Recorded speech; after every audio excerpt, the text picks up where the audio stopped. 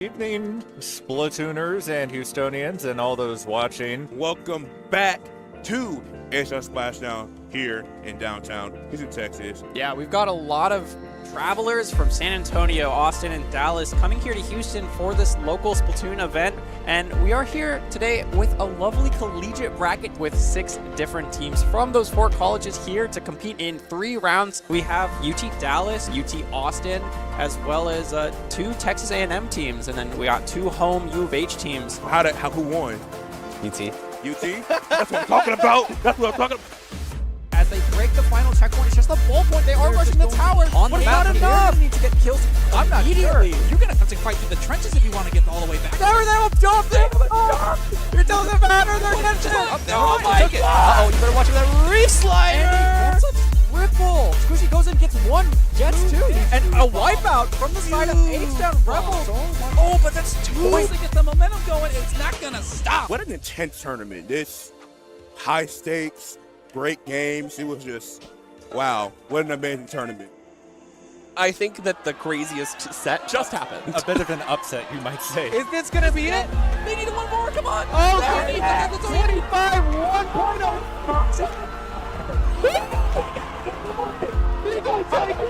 Mickey Mart were just KO'd. They are indeed the real deal. Put some respect on their name.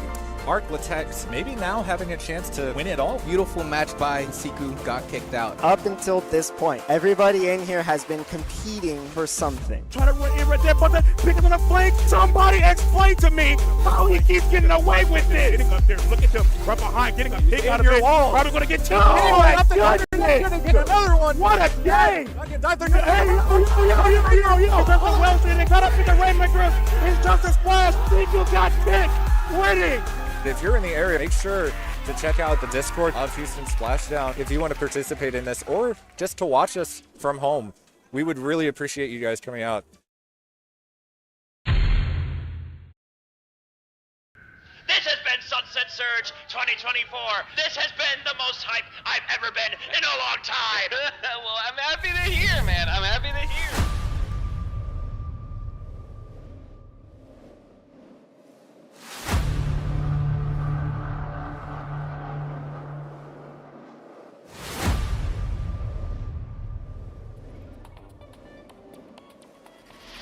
Introducing the Splatoon LAN Championship Showdown. A tournament where the winners of our favorite locals can face off in an online 8-team double elimination tournament.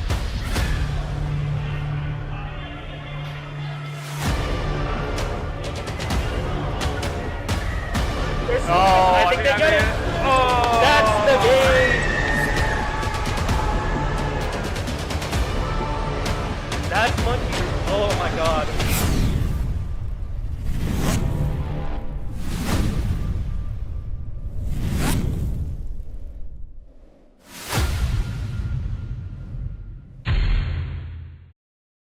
Oh, come on, let's get some hype in here. Come on, let's go. Yeah, let's go. Oh my goodness. Well, I could say this for everyone, that I'm glad that they saved the best for last, right? I am Pepe. I'm Pepe, a member of TZS, main TO of Sunset Surge. Hello, everyone. I'm here, TZS Podcast, episode number 6. This is a special one.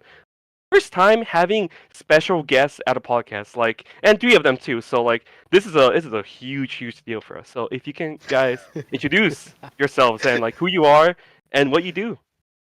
Yeah, sure. I'll take right over here. Hi, I'm ShinyPikmin. You may know me as I don't know. I do a lot of stuff. I'm a coach. I'm a competitive player, Division X player on Monsoon.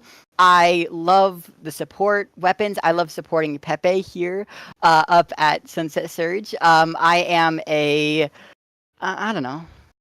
I just do stuff. It's a pleasure to work here. I am an assistant, or I guess I'm going to be staff here coming up for the next tournament. And I also do produce a lot of behind the scenes artwork that you guys are maybe seeing later on. Not none of the posters and stuff like that. I don't do that kind of art, but it's pretty cool. So yeah, that's me. Yeah, and I'm Storm. I did some of the video work for Houston and got to compete in it as well. And so yeah, I'm just kind of here. Okay, pause. So Storm is a little bit more than just that. Bro's cooked, cooking on shot. Okay, he's really cool, awesome friend. Okay, great teammate, buff Italian guy. Someone said in chat. So, myself, I am Dio. I am currently the one of the head TOs for the Houston LAN. Yeah, head TO. All the credit. I am not the head TO. I'm one of the head TOs. If you, prior to TOing, I used to be a competitive Splatoon player. I played in many teams, mostly in S2, here and there in S3, but not like super seriously. So yeah, that's me. Oh man, thank you guys for coming in. We have a lot to talk about, truly. In terms of what's going on, like recent events that are happening within like the local LAN scene. And to start this off, really, I just want to deal between you and I just want to really real quick talk about like what is the backstory behind Sunset Surge and H-Town, which I know that was not the original name. You'll probably get to that, but like I remember there was another name that you guys were falling under. Yeah, right. Right. I don't know what you're talking about. No, what was it? It was the Houston. The Houston, right? Oh, yeah. Okay. Yeah. So I can go into that story. When I first did that first outreach post on Twitter, I've deleted my account since then, but I put out a post and was like, hey, Houston, Texas people, if I hosted something in Houston, Texas, who would come? And that tweet blew up. And this is like in 2023-ish, like late 2023, I want to say. And so I had one of the University of Houston members make me a logo, and it was like, it's going to be called Houston because that's quirky and fun. So I made that logo. I made a server. It was a thing. It existed. A bunch of people joined. But then I did nothing for like a year. Just because I wasn't in the place to be able to do that. I was still a college student. Then comes 2024. And for some reason, there was a little bit of activity, especially around the LTC time. So it's around like spring-ish. There was some activity in the Texas server. There is a Texas Splatoon server that isn't the H-Town server that is currently used. And that Texas server is very old. There's actually some history there where, I don't know if this is some old head stuff, but there was a player called Opai. If anybody knows him. They hosted a Splat 1 LAN in 2017. Way back in the day in Texas. I'm pretty sure it was in Dallas. And so that server, that's where that came from. And it was always there. I think it's in the Splatoon crosswalk server. And so there's a little bit of activity. People are talking about LTC. And that's where I met Izzy. Izzy is the other head TO that's done a lot for us. Straight up, H-Town would not exist without Izzy. Because, yes, I'm the face of the tournament and everything like that, but Izzy really was who got the ball rolling. She had a lot of connections in the city. She hooked us up to our venue, who treats us very well. And so at that point, when we were starting to get that first H-Town set up, we needed a name. So initially it was Houston, but that was kind of like my quirky name that I put into it. But we settled on H-Town Splashdown. If it was up to me to pick the name, okay, I'm just put that out there. This would have just been called Houston Splatoon LAN, done deal. Because that's just how I function. I'm very direct. I'm as a human being. I can be creative sometimes, but when it comes to communication, specifically with words, it's very direct. It's to the point. So, yeah, H-Town Splashdown, that was thanks to Izzy and another person that I also need to mention, Danny.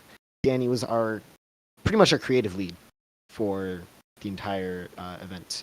All of the art, the branding, everything, that's her. And it was her and Izzy that created the H-Town Splashdown name. So, yeah. You see, okay, I wanted to say this here. I love all the names of all the local LANs. They have like such awesome, like, I don't know, it's so unique amongst other tournaments that I've seen.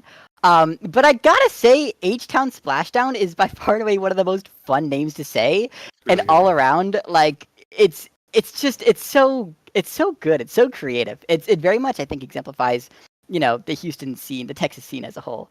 So I just wanted to give you guys some, a little bit of gas there because I really, really like that name for a tournament. Sunset Surge is better, but I really do think you guys are like a close third. Oh yeah, Shiny. I'm holding back. I'm holding back. Especially that last comment, Shiny. Like I 100% agree. Like for us, if you want to talk about names, down.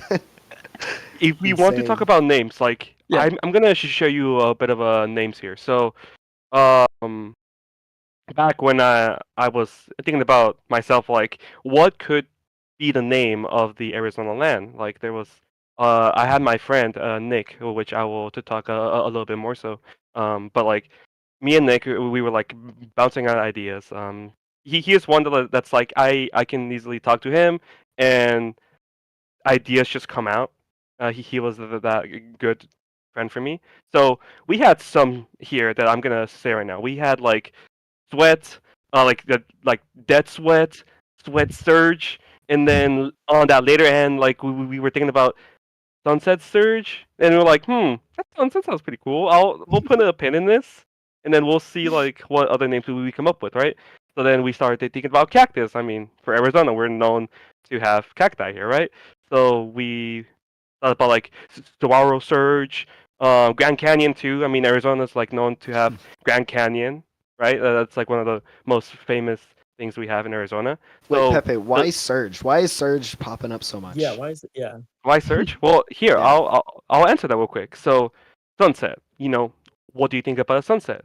Sun going down, right, within the horizon. There was a new thing, right, in S3 where if you search, you go up.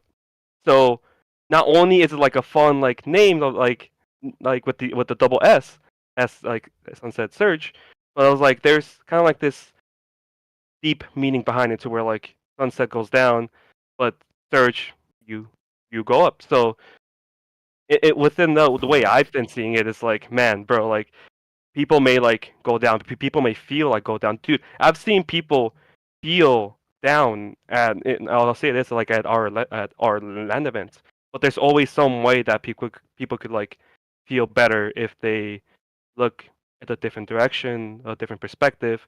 So Sunset Surge, there's downs for sure, but you always gotta make sure you look up. Yeah, that's like the whole tournament. It's just all downs. Like no, yeah, dude, that's crazy. But we go up at the end. That's what I mean, no, that's what we do. You're exactly right. Like you enter a tournament, right? You are 4 players out of like 60, 80, right? You are one team out of like a whole bunch. The odds of you making it to the end and getting first place is just statistically not in your favor. Like everybody except for like a small portion of people are gonna lose at the tournament. So you got to find the ups where you are, which is honestly, thanks to Sunset Surge. I mean, I don't know if we want to get into this here later on, but just like the community aspect of like all these local tournaments is what I've been loving so much out of recent like 2024, 2025 Splatoon. Like 2024 Splatoon was massive for the local scene. And I think that's where I want to see Splatoon go. Splatoon is a small esport, but it's still an esport. And I just think that all esports start in the grassroots and they start in the local scene. But I think I'm getting ahead of myself here, Pepe. Yeah, no, like real quick. So, yeah, I won't take long, but like to give ourselves the backstory now of Sunset Surge, right? Let me go back here real quick. So let's go back into the time when Splatoon 3 got announced. But that was September 9th on 2022. Now, this was the time where like within my competitive scene, I was like, I kind of just wanna try a LAN. And fun fact, my first local, not local, my first Splatoon LAN team was with this man, with Dio. Bro, like I remember Bakehouse. Like Bakehouse. I was your first? Dude, like you were my first, yeah.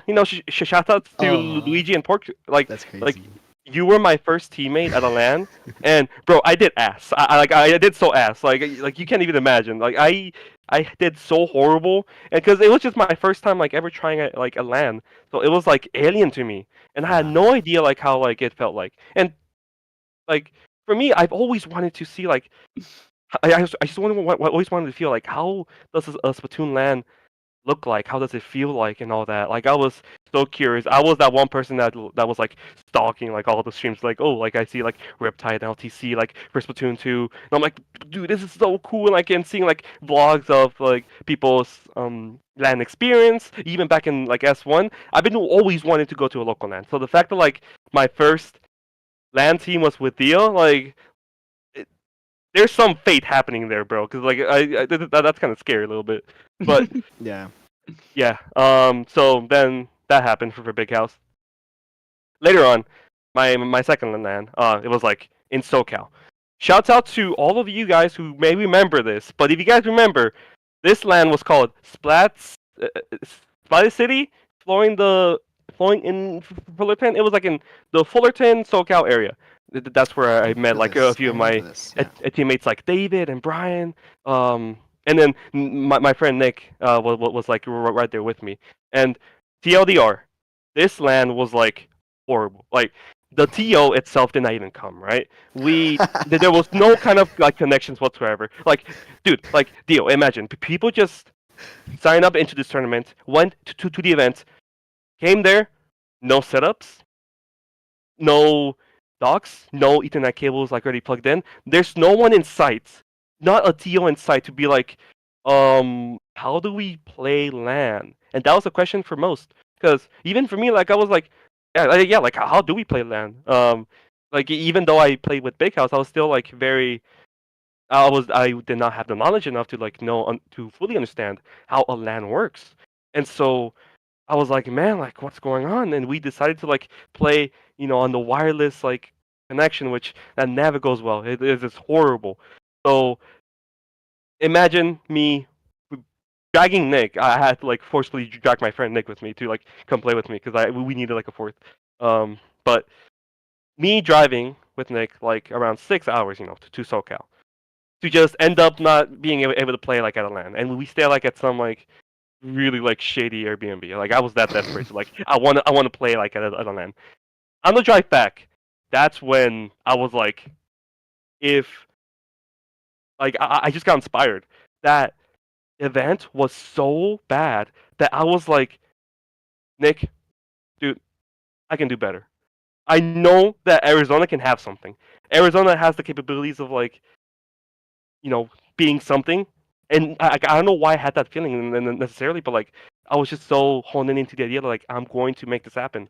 And I was like telling Nick like, hey, like I think I'm gonna do this. I'm gonna have like maybe like the squid like be like very hot and sweaty, because like we're in Arizona, we're like fire, all that like, and so all the talks about graphics and all that was being done on the drive back. Literally, I was just talking to Nick, and Nick was like, yeah, so sounds good. But then shout out to him because he was the first one who did my Splatoon Sunset Search like designs and logo and all that amazing stuff. But there is a specific Twitter tweet, Dio. I can relate to you on this. So there is this tweet that I made, Kraken, if you can pull it up, that also blew up, and it was from that tweet alone that I was like, wow, there is like something huge that could happen. Moments before I made the tweet, like I went to a gaming convention here in Arizona called Game on Expo that year, 2023, and like I met up with like Andrea and Bo, the owners of Campfire Esports, which unfortunately they're not in business anymore. But huge shout outs to them. Like they are like my easy for you guys. Like if it wasn't for them, like none of our LANs would not be possible. But yeah, like as you can see here, like this was like the initial teaser was like, you know what, let's try it with some stolen graphics that I did. Like, well, I composited the image, but like I stole all that. Like I could not make that. But yeah. Pepe, so that takes me back. I just need to say that. Like I know this is April 23rd, 2023. That's almost 2 years ago now. That image takes me back. Oh my and then, goodness. Like, Kraken, if you scroll down, like you see all the people here. Banana, like, shout out to like Power and Vic. Damn, but like, yeah, like these scoops. I know Snipecrab will be there somewhere, but like all these people are like, now we know them. I didn't respond. It's great. But yeah, no, it's amazing. Like oh my it's just goodness. amazing. Like what experiences you come to that end up like you're now apparently like hosting a LAN tournament, right? It's just insane. So that's the backstory on our end. I'm still in the original, like before it was a server, it was a group chat. I'm still in the original 10-person group chat. Yeah, we made a 10-person group chat with like a bunch of like other like Arizona people, and yeah, That's crazy. Wow. it was awesome. So Dio, going into this now, like I want to ask you like specifically like, I'm curious, like what inspired to like make your own LAN on your own in your hometown? Sure. So this is actually a really long story. It goes back to the Splat 1 era. Splat 1, Houston did have locals. Locals weren't as popular. Splatoon wasn't as popular. It wasn't, this bigger thing. So 2016, a group of Tekken players in the area were like, hey, we're going to host a Splatoon. And it was all advertised on Facebook back then. And me, being a huge Splatoon fanatic, I would search up local Splatoon all the freaking time. Like, often. Because I was always interested. And I was only, like, 13, 14 at the time. I was young. But I was, I wanted to play Splatoon. I wanted to make friends in the community in person. That was always a desire for me. And so I got to enjoy that first local. There was, like, 2 in 2016. There was another one when Splatoon 2 came out, hosted by Opai, here in Houston. And that was an experience. It was very sketch. It was hosted alongside a Smash local at a warehouse that didn't have any permits. And so the fire marshal was called on us. Anyways, it was a whole thing. But, I was always already attending locals, and I was always in tune with what was going on. And during Splatoon 2, we had that one in 2017 when the game came out, and then there was nothing. Harvey did hit Houston, Texas in 2017. And so that did kind of like throw a wrench in all of the plans, because they had other locals planned as well, but everybody's life got, pointed in different directions. And so the people that were in leadership back then weren't in a place to be able to continue hosting stuff, and they eventually lost motivation. So that comes to 2019. 2019, I graduate high school. I'm starting college, and I wanted to host a local. I had no idea what it would take to host a local, but I wanted to host a local. And so I already mentioned that there was this existing player base in Houston. So I reached out and I said, hey, look, if I found a venue, if I found a place, we brought monitors, we brought switch docks. Who wants to go to a LAN? There was a couple people that were interested, right? It was, a handful of people. It wasn't as big as it would be nowadays. But I always had that interest. It was always in my mind of just like reinvigorating what was already once there. And I always had the interest of there being an in-person Splatoon community, because it existed once. I was like, this is great. This is awesome. I want more. 2017, I start college. 2019, 2019, I start college. I was broke college kid. I can't host a LAN. I'm not in a position to host a LAN. I'm also very young. And so I wasn't in a place in my life to be able to do any of that. COVID hit the next year. Again, another wrench in our lives. Come 2022.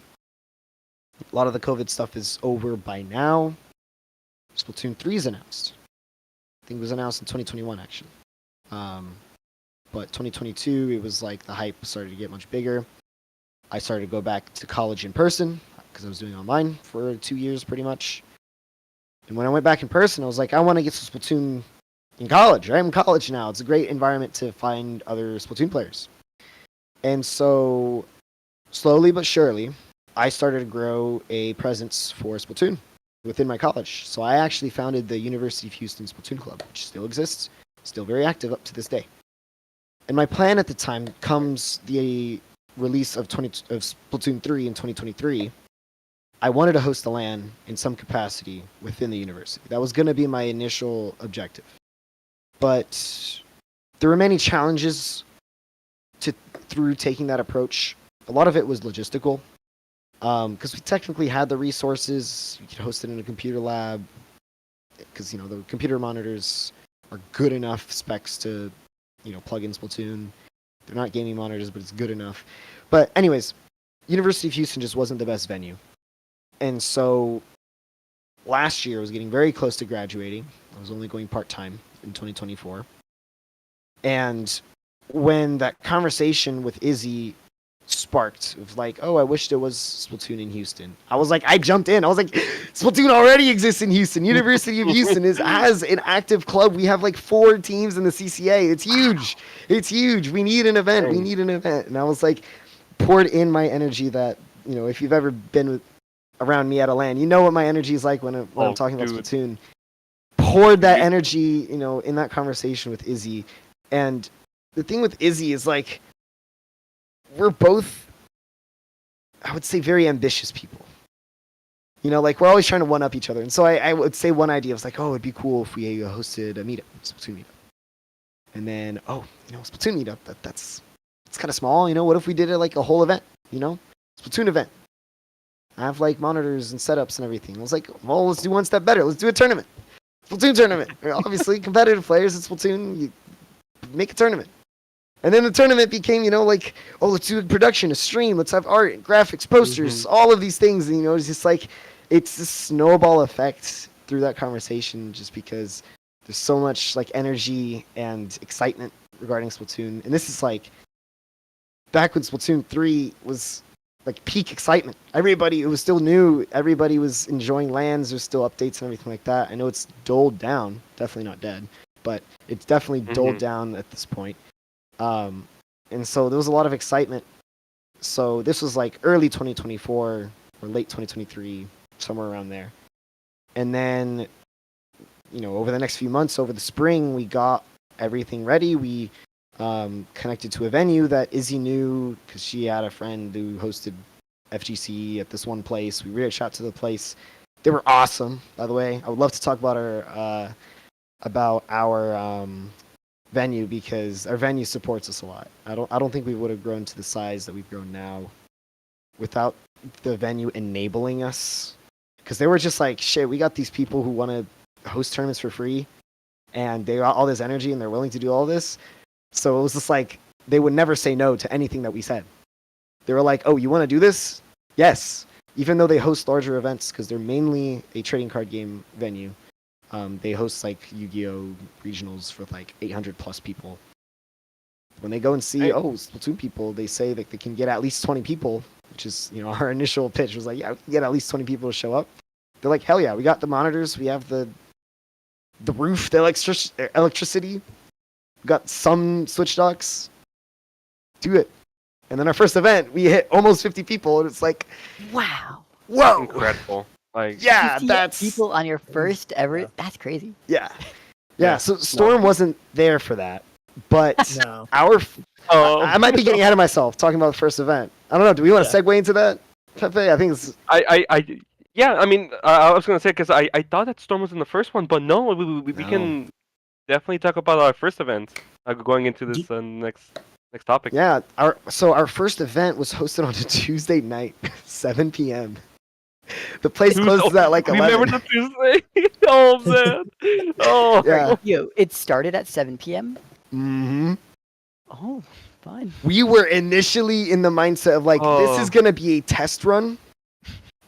We are stress testing what the turnout could be. 50 people showed up on a Tuesday. Dude, on a Tuesday. There were people driving. Yeah. Like, you guys don't understand. Pika from Louisiana drives like the 6-hour drive for a local on a Tuesday at 7. It was super scuffed.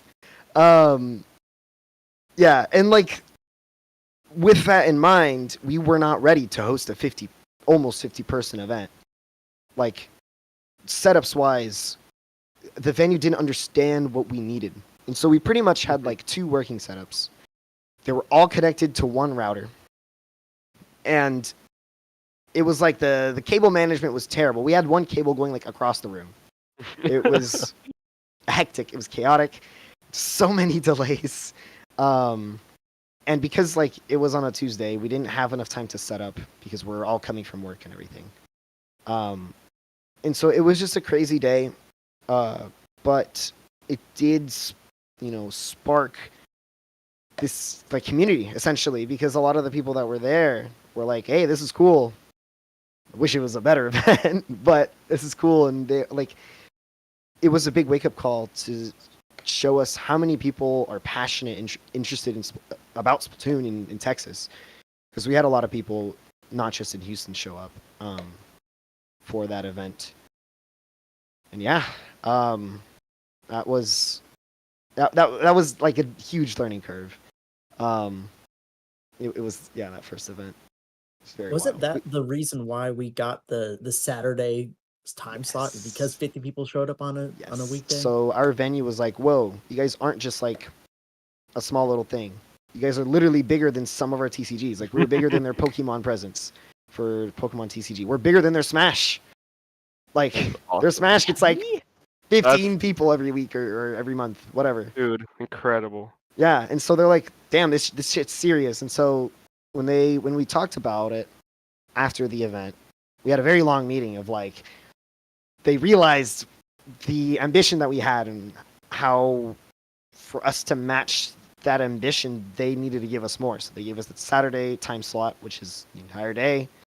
We started talking about a lot more things like stream, production, space equipment, like everything that we need for a LAN to be as exciting as it can be. Started talking about all of that. Yeah. No, dude, Theo, I can resonate with you a lot in terms of like what happens, when you host a LAN for the first time, right? So for me, like after my story about like, oh, I want to do all this, after the drive back from that one LAN that just did not work whatsoever, I was just so passionate. For those who like you really do know me, that like I've been talking to, such as Shiny, like there is an even like deeper lore about it, but I will get into that specifically.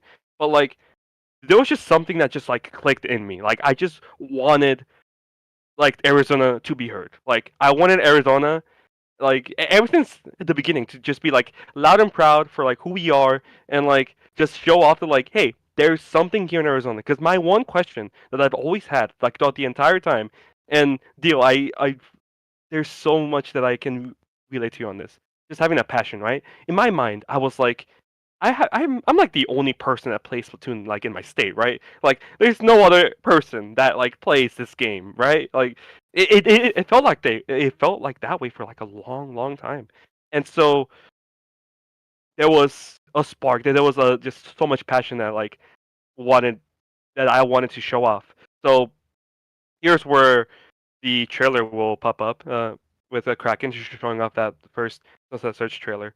There was a huge inspiration in my mind, and I was like, how could I possibly make this LAN in Arizona look hype, right?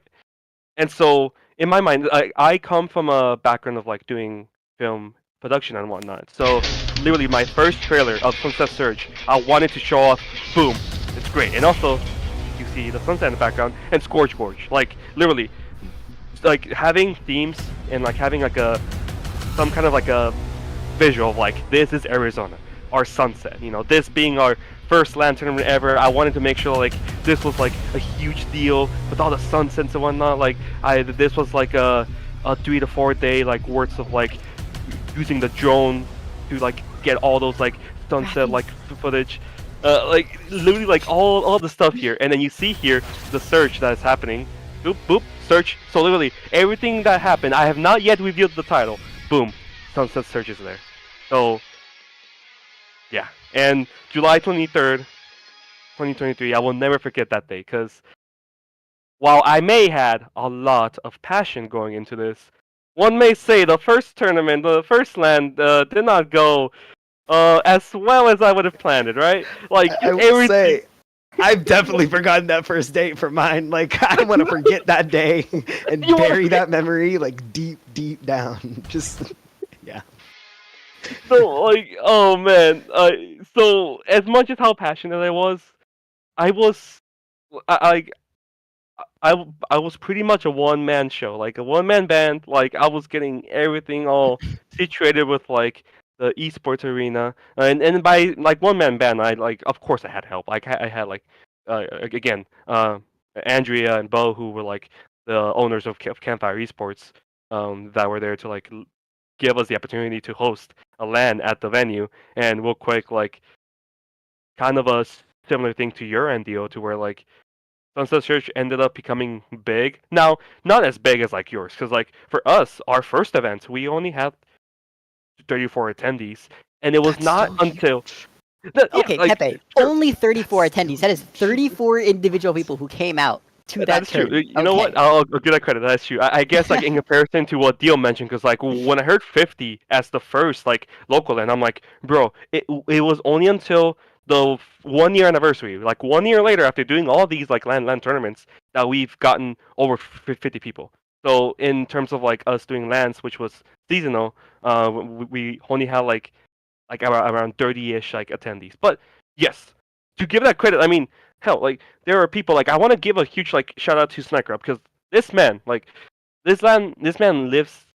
I'm not gonna dox him, but like okay, he lives like 2+ hours away from Arizona, right? And so him having to travel every single time, he has not missed like a single Sunset Search ever since the first one. Like I was like, man, like you're crazy, because I did the same thing. But like it's just insane to like do think about, and it's something that like I have been trying to get better at, like just making sure that I'm aware that people do care, right? But going into the first Sunset Search, man, this was a special one. Not only because it was the first one, that's where like I got to meet so many of the faces that, like I know now. Like it's that memory will always stick to me.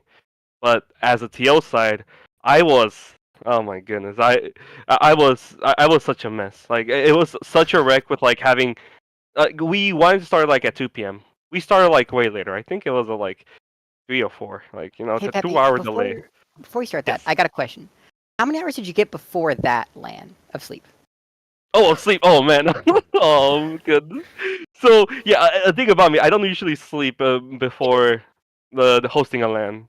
It's not because I'm like I don't want to, just more so because I'm just thinking about like what could go wrong, and it happens If I'm every looking single at my time. posters real quick, that is 1, 2, 3, 4, 5, 6, 7 coming soon.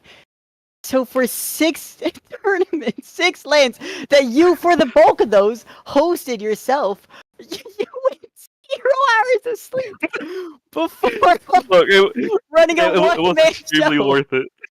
Hey, it was extremely worth it. Like, call me crazy because I am. Like, You're like crazy. only someone that crazy would like do all this. Like, Yeah. you know, in quotations, by themselves. I do a lot, like in terms of like doing the tournament. And my goodness, Shiny, I'm glad that like I have you, like DJ, and like Fufu, like as part of like the main staff, like I've had to just like help me out with pushing Sunset Search to like a bigger degree, because like I would not be able to like do this by myself anymore. It's kind of a lot. But yeah, the first LAN, like I said, the stream stuff like went. It just was not working. The LAN connections was like not it. Like it was like nothing. What like I was so confident. Like like this will work. Like the LAN connections here, the wire cables were like some cheap adapters that I made my friend Captain Stabby buy. It's not his fault. And then within this event, we only had like 2 TM1s each, like costing like over $200 on eBay. Like only had. How rare are those TM1s again? Oh, they're very rare. You guys have 0. I have 6 in and my. That's not. Like... I was gonna say that's not a Dio issue. Those are rare. Come on, Pepe. You had a full setup that had a perfect stream, like a Riptide level audio. Okay, so you're a little crazy.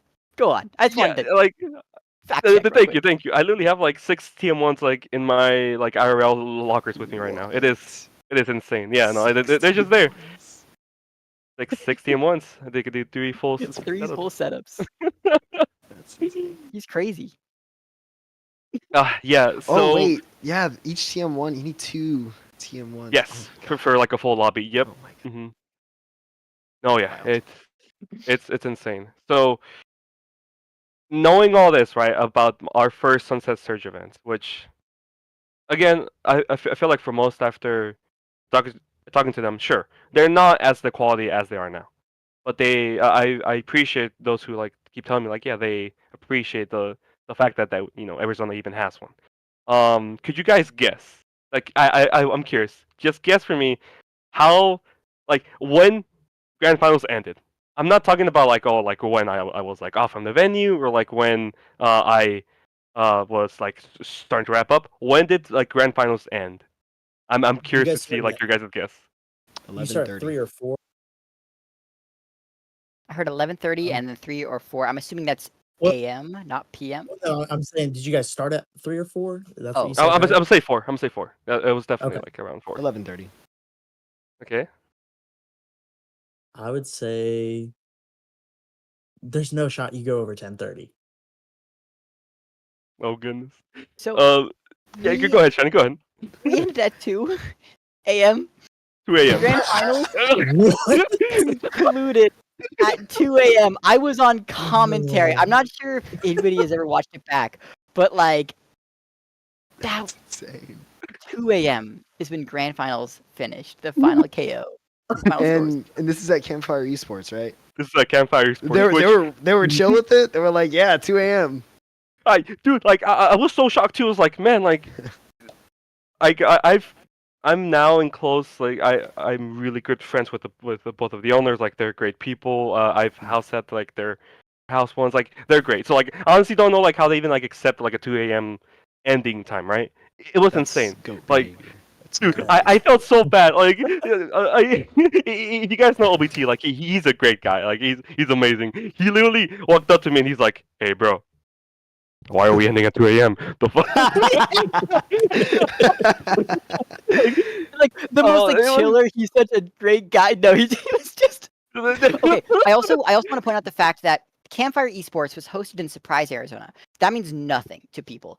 A very I guess the most populated area in Arizona tends to be Phoenix, Tempe. It's where you find a lot of people around like the Splatoon demographic. There's Tucson to the south. There's Flagstaff to the north. Surprise is like 45 minutes out from like the center of the state. So for the people who had to drive up from Tucson, that's like 2.5 hours. Coming in from. I mean, actually, I think I had somebody come in from. Like the Flagstaff area up north, and they had to crash over at our place because it was just there for so long. And then I from my house, like I live in like effectively like the epicenter of the demographic of Splatoon.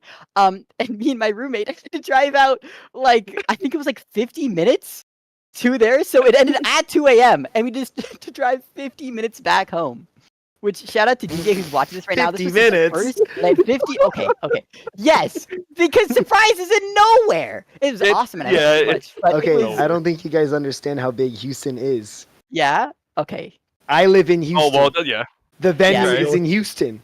It is 50 minutes away from my house. Still 50 minutes? Yes. Oh my god! Wait, what? Yes. It's all the traffic and just the way. Yeah, it's a lot.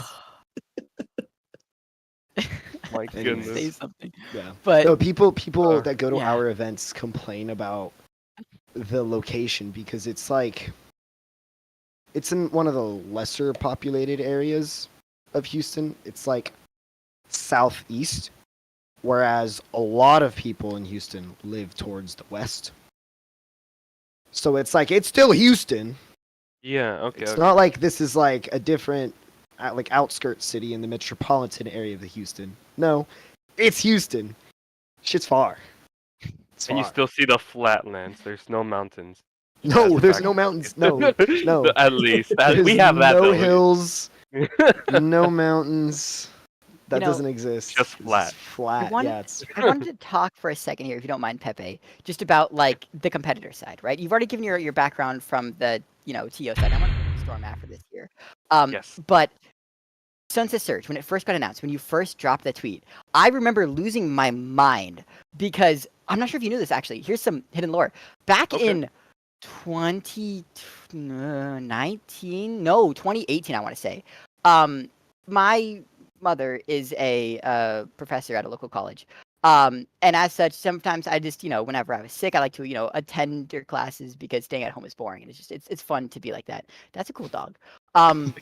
Doggy shiny. It's not my mother. That's a photo unrelated. Oh, okay, sorry. Sorry. Doggy. Sorry, there was a dog There's a picture that dog should have on screen Production from the Kraken. art. At it Yeah, again. either way. What I was saying though is I was in my mother's class, and all of a sudden I look at like this poster, and it's like Splatoon 2 tournament at the college, and I was like, "What?" So apparently somebody else in Arizona had tried to start an Arizona LAN for Splatoon sometime in like 2017, 2018. And I never went, unfortunately. I missed it by just a little bit. I was so, can you believe it? At that time, I was like nervous to meet new people, and I just wasn't like, confident. And I know, crazy. Coming with the person who. I relate to that. I relate to that. I was gonna say, coming with the person like shit talk Dio frame 1 getting into this call. Which is kind of fun. It's true. But no, True story. there used to be another. Apparently, somebody had tried in the past, and I really want to find out who. But either way, Pepe releases the tweet, and I'm like, "Oh my god, this is crazy!" During this time, I'm like, DJ, my roommate. We just moved into a house. We're like, "Oh, let's go!" Like, you play Splatoon, like, let's go! And it was so much fun being able to like go to a place where like people just. I don't know. Everyone there got Splatoon, and I love that because Dio, you mentioned before, like H-Town, like part of the huge motivation from it was coming off of the pandemic, coming off of no LANs for Splatoon at all. So that social connection was very much needed. Yes. Yes, that was a huge driver. Yeah. It was kind of fun because I'd never met Pepe before, ever. I never knew who this man was. I was a nobody. We had, like, yeah, we had like this test fire event for it where we like went to go test out all the setups at campfire, and like I think 8 people showed up. And I remember like thinking, I had an ego. I have an ego. And I was like, I'm pretty good at Splatoon. I'm probably like, one of the best players in the state. Like, this is people are talking about like, Simo, like Simo, he's pretty good and everything. But like, I'm pretty good, I gotta say. And I rolled to this event, just like looking to have fun, just looking to enjoy Splatoon. And I remember it was on Manta Maria. We were just like playing this random test thing. And people were like, yeah, Pepe Zukas are pretty good. I'm like, yeah, see what Pepe has. And I remember at one point, I was taking a 1v1 with him. I think I was on ballpoint, he was on shot. And I took a 1v1 with him, and I died. And I was like, wait, this guy's good. Like, wait, this guy's good at the game. And this is, no, he's cooking. Because like this is when I was like still on Cherry Limeade, and it was a very popular team at that point. And I'm still very grateful that everyone was like, oh my god, Shiny Cherry Limeade, like it's so cool, and I'm very happy about that. And Pepe was like, I am your biggest fan, Shiny. Give me a hug. And wait, no, hold on. I knew about you. I didn't say I was your biggest fan. You seemed ecstatic. You were like, I was so excited. Pepe has that energy to him. No, like when he meets people, he's just like so bubbly and. No, Pepe. I completely understand what you're saying. Nice. Yeah. No, it just. Meeting Pepe for the first time, I'm like, how can somebody like this exist? Just flat out exist. And I'm just like, yeah, like, I'm so grateful you are working so hard to host this LAN and everything. Like, this is just, I was so grateful for Pepe, and Pepe's like, you're shiny from, I'm like, I just press buttons. Well, you're doing literally everything like about this thing, but it was at that moment when I fought him, and I was like, wait a second, this guy's good. And it was like, I don't know, I can talk more about like, I guess the Sunset Surge history, but like that was like at least one of my best memories from the original one. The test fire being like, holy shit, Pepe's so cool. Holy shit, this local scene exists, and all these people are so passionate about the same thing that I'm passionate about as well. Getting, to commentate, my first ever time commentating. I was so nervous to talk about it. I played on a team with some friends, and it was so awesome to like see, like Hammer from Kingmaker and Jojo and Saber, like all of these the Kingmaker, the triple brush team just rolled up to Sunset Surge and got second place. I'm pretty certain. Got second place in the first one. Got second place. But I'm with like, the monsoon season winning first place. Monsoon season winning first place. Yeah, no, it was so cool. And that I was okay. Little thing about me, I was gonna retire at that time because Cherry Limeade had ended, and I was like, or at least on its way out, and I'm like, you know what? I'm in college, like I'm in my final semester of undergrad, and I'm like, I gotta focus on this stuff here. So like, Low Tide City was my last LAN. I'm just gonna go for fun for Sunset Surge, and then we're playing, and then we finish it, and I'm like, oh no, I I think I'm back, and I think Pepe single-handedly pulled me out of retirement thanks to this tournament that happened. And then next thing I know, I'm driving over to the SoCal area playing in that tournament, and then looks like it's just a one-time thing. I'm back at Riptide 23. It's no big. That's wrong. I'm going to Low Tide, and it's like I don't know. I have to thank Pepe and Sunset Surge as a whole for like keeping me back in this competitive. I mean, look at all the posters I have behind me. Like most of those are like from post-retirement era. Not to mention, of course, like all of the Sunset Surge posters that we've had. Like each poster being a different one as well. Like the amount of effort that goes into this kind of thing. It's incredible. It is. Oh, pardon me. It is just simply amazing. Yeah, I just want to speak about these from a competitor's point of view.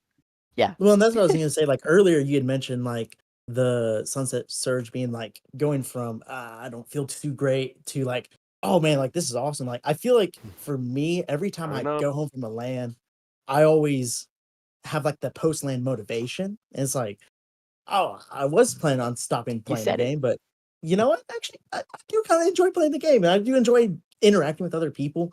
And so at the time, whenever H-Town Splashdown was starting, I was on the team with Dio, Yellow Jackets, and we had kind of been playing. We started phasing out after Riptide, or up to Riptide is when we started to kind of phase out. And we had been talking about, hey, you're hosting this event. I really want to go to it. And the first one, he was like, maybe wait till the second one since it's on a Tuesday night. It's a little difficult to go to. I was and telling I was like, people not to go. I'm being dead ass. I was telling people don't show up to this. There are too many people signed up. I'm not from Texas. I'm from Arkansas. And so it would have been a little bit of a drive for me to take on a Tuesday night. And also, thanks to, I think it was IPL that ran the State v State tournament a couple years ago. Rumble. Yep. My goodness. Right. The region Rumble that was going on.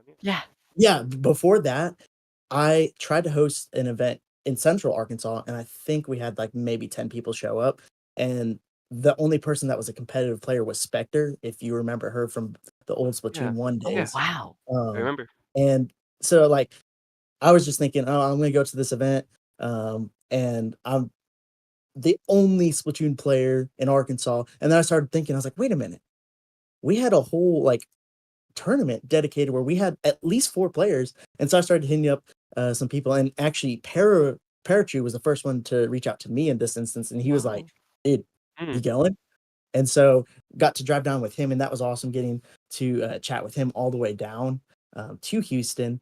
And then even like the first day of getting to Brave's house, because we stayed at Brave's house, it got to meet Pika, got to meet Brave there. And then the first night, and this is my favorite part about LANs, not even the LAN itself. It's like getting to hang out during or like after or before the event, the people around you. Like we just played, I think Kirby Air Rider, I think on the GameCube. I don't remember. This is my first time playing. Did Pika bring that? No, Pika didn't bring it. Brave already had it, but they were destroying us at it. Yeah, Pika's gotta crack that game. Yeah. Pika literally went, you have it? No way. And then shout out to Pika. And then whenever the tournament actually started, kind of like how Shiny was saying, like I walked in there and I'm like, bro, I don't know anybody. I kind of feel like, and that was the second H-Town Splashdown. So I had my camera with me. I was like, I don't want to be like a creep going up and like, hey, I'm taking a video of you. But then after you get to talking with some people and just notice that like they're just like you just start clicking and you get to just feel more comfortable with one another. And then that's when you start, I think the motivation starts to build up of like, this is truly all, like this is what makes the scene great. Yeah, the tournament's cool. I mentioned at the beginning, right? You enter with a team of 4 players, and you are just statistically unlikely. It's just so low that, the average player would make it to the very end. And that's what it is for me too, Storm. I love being able to be like, wait, everybody around me, they're just like me. And being able to like have I don't know, a group. I've met so many amazing people, like from Splatoon. We have Shiny. know, Oh my goodness. We have Like, Pepe. you're talking about Arizona alone, like Yeah. I don't know about you, but our community is like, dude, I cannot have asked for like all these people out here in Arizona. Yeah. Like I close. was supposed to hate on you Yeah? guys, Yeah. but from an outside view looking in, that is the thing about Sunset Surge that I'm like really jealous about, because I see like the community engagement that you guys have. hmm I don't see any other Splatoon community have anything like that. That's I don't know. true, Like, yeah. I could be wrong, but like even compare it to like to the New York lands. You go into the New York Discord server, they're not as like social as you guys. And I don't mean like as in how friendly they are or anything like that. It's just like there's just so much activity going on in Arizona. People are hanging out. There's always like people playing on a weekly basis in like the VCs. I see that all the time, and I'm like, that's insane. That's insane. I appreciate you, Theo. Like I'm gonna add like this thing real quick. I truly believe like there is potential. Like literally every single LAN can have this, and I think it just takes a lot of like it takes effort truly to like make sure that everyone feels involved, right? For me, like when I started like Sunset Search, one of the things that I told myself is like, I'm gonna make it my goal to play with every single Splatoon player here in Arizona at least once. Like I'm not gonna be playing with like every single one like consistently, right? But I'm gonna make it my goal to be like, hey, in DMs, like, do you just like want to play? Let's hang out in the VC. And legitimately, I think just doing that with as many people as I possibly could in that server just gave a domino effect of like, oh, you can just do this. You can just ask. You can ping and be like, hey, can I play with you? And after doing that for like so many like other like so many people, and then having like people that are recognizable, like Shiny, like having us there, like for those like that like sees our servers, like the moment that like there's just a certain like amount of people there like that are in the VC, like it just gets flooded with like a bunch of people in the VC, and yeah, like I said, so many locals have this potential, but I just feel like there needs to be a push of like, hey, like I understand that like I may not be able to that I'm not gonna be playing with you this as often as I get, but the chance like I have this opportunity to spend time with you, and I think that's what that means a lot. And I think like me coming in as a TL is like, oh, how can I do all this and still have time for people? Like, I literally just schedule time for people, and so that's honestly like my tip, like to like every like one of you guys to just like if you want something like how we do, like you just gotta make the effort, because it's not just about like, oh, like we like the same game, cool. No, like I like to like hear about people's career, people's like life stories, and just be there for those people. And I wanted to like actually bounce off that too as well, Pepe, because I love Splatoon. Everybody watching this stream hopefully loves Splatoon one way or another. When I was first started getting into competitive sports, I was super big into Smash back at my high school, and I used to grind Smash a lot. And the thing that I always disliked was when you'd go to tournaments and everything, like for the most part, like the top players, the best players had their own like little circle, and like there was very much like almost like cliques based on your skill level of play, right? And going into Sunset Surge, I knew that I was popular carrying the Cherry Limeade name behind me, but like I wanted to just like say I don't care. It's what Pepe mentioned, right? Like, I was so much more just amazed, and I just wanted to learn more about each individual person there, why they love the game, what do they do outside of the game, because like we were brought together, we're united by the medium of this game, where like the better you are at the game, the more recognition you tend to get. Like in a competitive vacuum, that's kind of just how it works. But I wanted to just be the high level competitive player that I never got to see in other communities. And that's why I wanted to just like with Pepe, I just wanted to talk to people. I just wanted to like be there. I just wanted to hang out, and I wanted to just be like, I play the game well, but like I'm more than that. You're a better artist than me. You're better than like like you are just so much more talented than I am that I could ever wish to be in like your own niche. And it's been so enjoyable to try and meet more people like that and just talk with them and just break the bounds of like popularity, because I don't really see people as popular anymore, because I'm like, if you think about someone's popular, like, yeah, they're just another human. Like that doesn't mean jack all to me at all. So that was one of the reasons. That's one of the biggest things that I love about Sunset Surge. One of the things that I try to push for myself is I just talk with people. We all have our own friend groups and everything, but like I just wanted to push just talking. Look at that. Oh, well, is that on stream? Kraken. It's on stream. I don't know anymore. Oh. Kraken is gonna show it. Okay, Kraken's gonna show it real quick. Producer Kraken just told Shiny to stop talking. That's what I just That's heard. true. And you know what? Kind of bait. and that he loves Shiny. Yes, but this is just one of the reasons, again, just to glaze sensitivity a little bit more. Thank you all for everyone who ever shows up. Everybody who's ever talked to the server, I try my best, like make a memory to like play. And you can see obviously all the Sunset Surge, Camp Horror, and Cab and Go, the three. Just main tournaments that we had in 2023, but all around those, like right above me, for instance, right? Like this was over here, like this was at my family. This was like a Christmas, I think. And there's Pepe over here. That was there's like Thanksgiving, Shiny, because I worked at Amazon at the warehouse for like 12 hours, and then you were like, you know what? Are you free to like come to a dinner? I'm like, oh, like this was like me being done at Amazon. Like, oh, I'm so tired, and then I was just so happy to like be invited. Like at your family dinner. And like my birthday party, when I'm like, you know what? We're the community of Splatoon people. We have a big backyard. Let's just say shiny birthday, show up if you wanna. Don't care about presents. And people showed up, and we had a bonfire a few days later. Like, and I think that's just where it started. It really was just like I was like, screw it. Whoever wants to show up, you guys can just show up. And that's what kicked off like bonfires that happen. There are plenty of meetups that happen outside of it. We have plenty of, oh my God, we have like a Japanese festival that a bunch of people showed up to just recently. We have the Ren Festival happening in like 2 weeks that there's like 20 plus people already like interested in for. It really is just as simple as just doing it. And obviously it's harder in big states, Arizona, we are lucky. Oh to yeah, be small I and can't even mighty. imagine.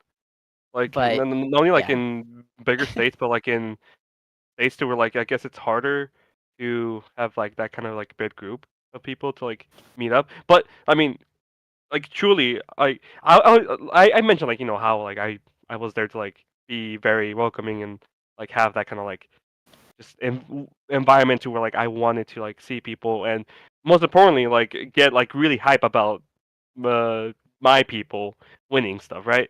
So and all that like I thank Dio, because like legitimately, if I were to like not, for one, like been my first LAN teammate, I would have like not known how to like, wow, like you are open to be hype about this. Like you can be hype about like people winning, and like you don't care about like what other people think, and like at the end of it, it just makes the event that more memorable, like meaningful to those who like who win, who are participating in it. And me doing that to those who like at SoCal, specifically that's something when he was playing like blah blah blah. Like I still remember that, and when he mentioned that back to me and like how much it meant to him, I'm like, wow, like Dio was right. Like literally just be hype. People will remember that, and it means so much to them. So I think that's where just our personalities differ. Just because, like with you, Pepe, you're just so friendly, so bubbly, so approachable. I think like the Sunset Surge LAN is defined by that personality, just because look at the community and just how vibrant it is and everything. It's awesome. It's awesome. It's a really wholesome thing to have. And genuinely, everybody in Arizona, y'all are lucky to have Pepe. But for me, me personally, I'm a bit more, I'll say a social porcupine. Like, I don't really like people get close. I can be very abrasive. And that's just the truth. But the thing is, like, I just got so much energy. And, like, everything about Splatoon is awesome and exciting. And I remember sitting in LTC 2023. Okay, it's my first LTC. First LAN, actually. It's my first LAN ever. Really? And for those who were there, I know it was one of the smaller attendance LANs. LTC 2023, Spanish and Splatoon were all in the same room. So we were all off to the side, and then right next to us was Melee. And, the stages were all, like, next to each other. I can't really think of a LAN that was like that, but yeah, it was pretty unique. It was very, very different. And so the stages were right next to each other. We're right next to Melee. The Melee crowd was, like, right to our left. And they're just chanting. They're like singing. They're singing the Dreamland song, and they're like yelling profanities because that's how Melee is. Like that's their energy, that's their vibe. And then Splatoon, just like crickets. It was like a match ended. We got like golf claps, and that was like that was the energy. And I was like, this is so boring. This is so lame. Like they literally have like groups in Melee or like pools, whatever, and it's just like random players that nobody knows is on stage. It's not like, it's not like Hungry Box versus fucking Zane or whatever. Like I don't know. It's not anything like special. It's just some random people, and they're just yelling for like no reason, and I just felt so jealous. Like in that moment, I felt so like, guys, look at ourselves. Why are we so quiet? Why is it like this? And so like over the course of that weekend, I tried to just like get all of the excited Splatoon people, just be like, yo, yell, get some energy out here, get some noise. Like Skep was there. Skep was like, that's the first time I ever interacted with Skep. I start yelling, Skep starts yelling, and it's just like, yes. And I got my, some other people that I knew, like, it's like, you guys got to join the hype squad. Come to the front. Come yell, off the top of my head, I know Delta was there, Pincher was there, and this is like the Dallas crowd, right? Start getting loud. And genuinely, I think, like, if it wasn't for me, nobody would have gotten loud until, like, Stu the announcer shows up, which is only, like, grand finals. But I was able to get, like, top 8. I start yelling for no reason. And, like, the energy is just, like, rising and rising and rising. It got to the point where we got louder than Melee during grand finals. Right? Like, it takes training. About Low Tide 23? Did that happen at 23? Yes. Because I remember 24, we blew Smash out of the water. Oh, yeah. No, 24, we were in the other room, like that tiny little room. Oh, yeah. Like, Smash was sad. It was depressing how small Smash was. That was incredible because you're talking about that. And I really think back to, I'm pretty sure it was Low Tide 24 earlier last year. But yeah, no, exactly like you said, like Smash, that was once so loud. Splatoon, the entire crowd is losing it over it. Everyone in the venue is looking at it here. And I don't know, I think that's awesome because you are a man of hype. I want to correct something. The whole story I just said was Low Tide 2022. That makes sense. Okay. That makes a lot of sense. Yeah. 23, we're in the small room. 24 is massive. 24 is massive. That was like close to Riptide scale. But yeah. Yeah. H-Town is just so goes back Go on, to, Storm here. Yeah. I was gonna say, I think it goes back to like what Pepe was saying with making the event memorable. Because like before I ever went to a LAN, I was always like interested in CS:GO esports and just watching like the huge arenas. And you see like the 5 guys walk up there, and there's just thousands of people just yelling at them. You can't even hear what they're saying if they try to talk or anything like that. And when you first sit at a LAN, most of the time it's like you're playing, and it's like, I mean, the only difference is I'm here with physical people instead of just on the TV screen, which is a huge difference. But once you sit behind a desk and people are looking at you and yelling and reacting to the game in front of you, it's like, bro, I felt like I just... Let's talk about Shiny real quick. Like, if you ever watched Shiny play during the Cherry Limeade era, so loud, so much I have yelling. toned it down since then. Yes, But this game is fun. How do you play? How do you do a Bobby weave from a fight there? You're getting shot by from 2 different angles. You drop behind a wall and you super jump out to a teammate and then you crossfire. Like, how is that not hype? Like, I don't understand how people don't go like whenever they jump out of a fight that they just barely miss getting shot by. Like, I don't understand how people aren't louder at this game. Obviously, locking in is a good thing, but this game is so chaotic and this game is so wild. You gotta be loud. Yeah, I agree. Yeah, I agree. No, and I think for me, a huge inspiration was watching Koshin. I don't know if y'all ever watched the Koshin streams, the Turf War tournaments in Japan. It's huge crowd. There's over 1,000 people in that crowd, and they got the thing that they hit together, like those balloon things, and they got They do the ready go, okay. I wanna talk about this, but every LAN that I've been to, I'm the guy that starts the ready go. I'm the guy that starts the ready go. Yep, you are. Really? If you've ever been to a major LAN, Big House was the first one. Mm-hmm. I did it in Riptide 23. I started the crowd 24. I did it again. Oh my goodness. The Ready Go was inspired by the Koshin commentators, where they get that huge 1,000-person crowd and they go, ready, go. And it's just we need that. Where's that energy here? Why are North Americans so shy and quiet? Yeah. This isn't golf. This is esports, video games. It's so I think you put it correctly. And honestly, if you look at the trailers too, just to throw it back a little bit to the trailers that we saw at the overhead, Pepe, you focus on the community, you focus on the people that we have here. That's what you do as a person. You are a fantastic community builder. You are a fantastic tournament runner as well. But I feel you very much specialize in being a people person. Yeah. Whereas Dio, the amount of Game 5 sets that you showed in that trailer, can we talk about that whole? Yeah, I wish hype. Dude, I really want to talk about those sets. Please. Oh my god. At the last okay.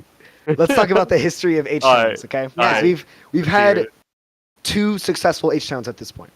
Number 2 and number 3. Out of how many? Oh, 3. We've hosted 3 so far. So number 4 is here in a week. Here in March. No more Tuesday LANs for you. Yeah. No for anyone. Yeah. So we don't talk about number 1. That was the winner of number 1. Just to put it on the record, that was Mickey Mart. So I'm gonna start giving a little bit of history with all the teams that I talk about, because there was a developing rivalry. So Mickey Mart, they won Genesis. They're hot off their Genesis win. Genesis 10 or 11. I think it was 10. It was 10 with Pepe on board. Yes, it's me. Yeah, Pepe was on there. I forgot about that. I was there. Completely forgot about that. So Pepe was a part of the original squad. I was the first Mickey Mart. I was part of the first Mickey Mart tournament. Yes. Right. That's right. But then so that was Pepe, Pincher, Len, and Erito. Yeah. Yes. Am I right? No okay. Correct. No cooler. Yeah. No So they won. They're sweet off their Genesis win. They show up to H-Town number 1. It's Pincher, Len. That's the main Mickey Mart group. And then for number 1, it was also Stormy, Joe, and Delta.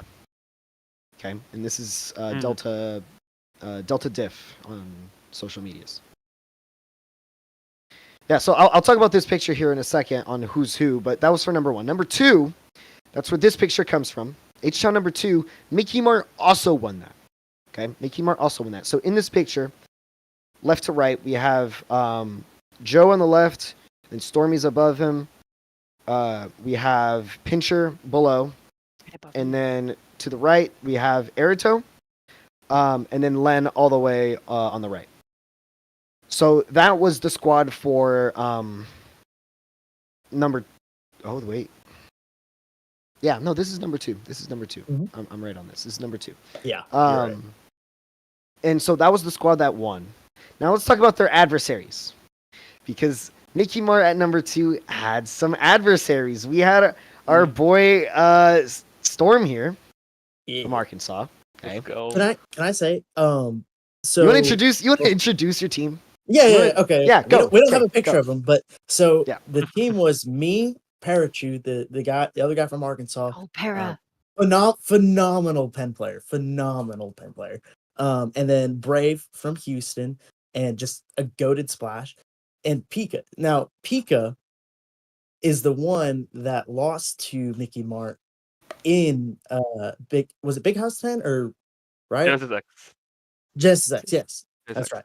It lost in Genesis X. And so the first thing Pika does, like the very first scrim we have as a team is, all right, guys, so Mickey Mart's going to be there and we're going to beat them because I need my win.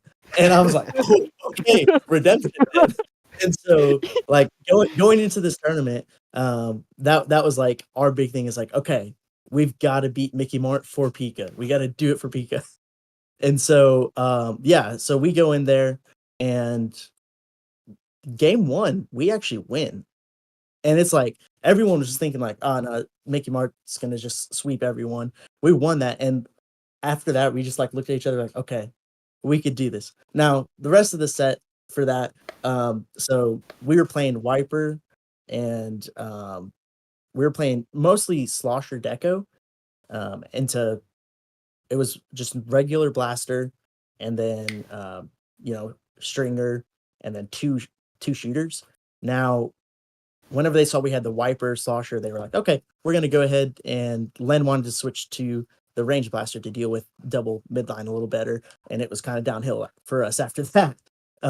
But still, that first experience in that grand final set was like super clutch, and even though we didn't get the win over them, it was like we still felt pretty good with our performance because there was I'll be honest, a bit of a skill difference, and so for us holding at least one game against them, we were all pretty happy for. Yes. And so that is the introduction to the team named Arklatex, which Storm didn't get into it, but Arkansas, La for Louisiana, and Tex for Texas. That's where the name comes from. For those who didn't know. Yeah. Just a little bit of Arklatex lore. I like that. And also, just to add to what he was saying, this is H-Town number 2, by the way, just for context. There's also a number 3 that I'm going to get to, but for number 2, Mickey Mart was undefeated the entire tournament. They did not drop a single game until they went up against Arklatex. Arklatex takes game 1 in grand finals, but then Mickey Mart wins the next 3. So Mickey Mart only lost 1 game out of all the games they played the entire day. They won the entire event. So there's some context, because we're going into number 3. Wait. Before we go into number 3, there's another thing for Arklatex. We almost didn't make it to grand finals because there was a team called Brave got kicked out, and basically Brave. The story behind that team is Brave left them to form Arklatex because Brave was the one who brought us all together, and so they were like, okay, we're gonna name our team name against Brave, and we got to a game 5, and it was a pretty close set. We pulled it out in the end, but going into H-Town 3, it's important. So I'll let Dio take over. No, this is important. So as a reminder, we have a team called Brave got kicked out at number 2. Completely forgot about the set against them in Arklatex. But they were around, okay? And that team, the core of it was Woomph, Tormy, and what was his name? I did. You got this. Was Stara in that?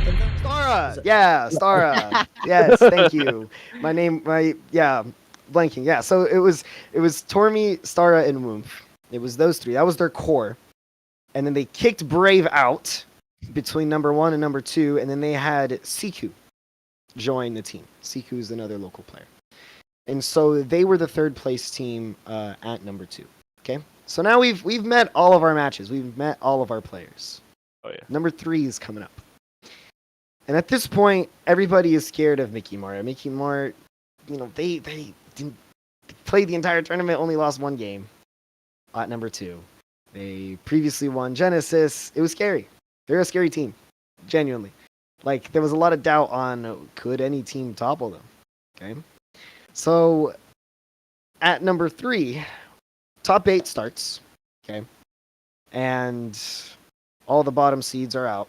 So at this point, there's only 4 teams left. And I don't remember what the 4th team is. My apologies to whoever's team that was. I have a guess, but I don't want to be wrong.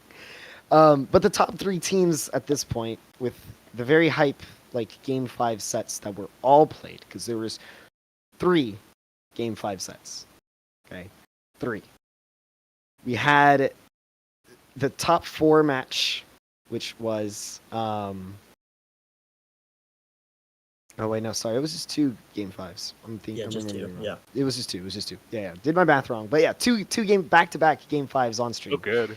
Which was, at first, it was Siku got kicked out versus Mickey Mart, the 3rd seed versus the 1st seed, and so that was a very intense Game 5 because it came down to Siku got kicked out winning. And so to give some context to that team, it's still the Woomph Tormi Stara core. And then they kicked Siku out from number 2 and then added a player named Guwapa. Still to this day, I don't know who Guwapa is. I'm going to be completely honest. I don't know any of these like new gen players. Gotta be an alt. Yeah. Yeah. I don't know any of these new gen players. So Guwapa, great player, obviously. Never heard of this person prior to H-Town number 3. So they joined the team. And they were playing this whack off-meta comp. They're playing Yep. Paintbrush, which Wiper. God. I forgot the other two movie. Squiffer and Junior. What was the 4th? Junior. It was like shooter. This is some random shooter. You're running double bubble. Yeah, just Junior. The junior, Yeah, right? double Yeah. Junior. Yeah. Whack comp. Double God. bubble, paintbrush. Don't know what's going on. Stara's running into the Wipers, feeding his ass off. And it was enough. The off-meta comp was enough to take down Mickey Mart, this like titan of a team with all of these accolades. And it was a huge upset. Like, I cannot describe the energy in that room when that happened because it was just disbelief. Like, I really wish we had a crowd cam because Pika, who's sitting in the crowd, who's an Arclitex, who's on the other side of bracket, you know, he's like waiting on winners finals. Pika's just going, no way, no way, no way, no way, no way, no way. Like, it was just, everybody was in shock. Just shell-shocked by that hype set. Nobody could have believed it. Where did this team come from? Why is Seed 3 taking down Seed 1? Crazy. Craziness. Okay? That's awesome. So now Seed 3 needs to go and beat Seed 2, which is Arclitex, which is Pika, which is Storm, Parachu, Brave. Those players all in those few months between number 2 and number 3 were all very competitively active. So Brave and Parachu are on a team together called Magnolia, for those who don't know. They're teammates. They play together all the time. Those 2 players and that team specifically improved a lot over those few months between our events. Like, a lot. And Pika, who's already a very strong player, combining the momentum that Parachu and Brave had as teammates, that with Pika's experience, and Storm, you're just there. I'm gonna be real. You're just there. I was just there. You're just there. You're good. You're good. Combining those, like that chemistry that they had, genuinely, the showing that they were having, it was like, wow. How are they gonna beat them? How is Arclitex and Siku got kicked out? How are those teams gonna interact? We had no clue. Like, genuinely, it was names that we'd seen before with Arclitex, and then it's this team that supposedly can beat Mickey Mart. It was just like, man, still so much shock and so much confusion that when we went to that grand finals, it was like everybody wanted to know how this was going to turn out. It was like this storyline that nobody could have predicted. Plot twist: Mickey Mart is out. What, so that grand final set, everybody was on the edge of their seat. When I say that everybody was on the edge of their seat, I genuinely mean it. And I was sitting there. I was cameraman at the time because Storm was our cameraman, but he was on stage playing. So it was like I had being this camera, Casually. and it's just like watching this set, trying to see like, oh, who's about to win this set, who's about to pop off, whatever. Try to get that perfect picture. You know what I'm saying? I didn't know myself because it's game 5. Both teams are like going hard at it. And then it goes to overtime, and it's just like, oh my god, there's a chance. And then Architects lost. And CQ got kicked out. The underdogs, they won. Nobody would have seen it coming. Like, this storyline of the underdog team winning, it happened. Like, if anyone's been to one of the larger lands, the Riptides, the LTC 24s, you know that underdog story happens very often with a certain team that has to do with the moons and the light that comes from it. Everybody cheers for Moonlight. Like, on my camera, you can see I have the Moonlight flag, like right there. It's been hidden the whole time. Like, everybody loves the underdog story. And that happened at H-Town, which I don't think there's any other lands where we can talk about stories that, with that much excitement and hype and, that gets the crowd going like, what is going on? Pepe, do you have any stories from the teams at your events? Because I have a feeling you do. You've run a lot of events at this point. I'm very, very glad you asked, because I think Shiny will be able to explain this so much better. But just to run it off real quick on your end, deal, because it's insane. Like, me and Shiny, real quick, we were out doing another friend gathering for the search, and then we saw Shiny pulled up the stream, and as we were doing a Sunset Search hangout, we were watching that set going on, with the paintbush, and seeing that happen live was wow.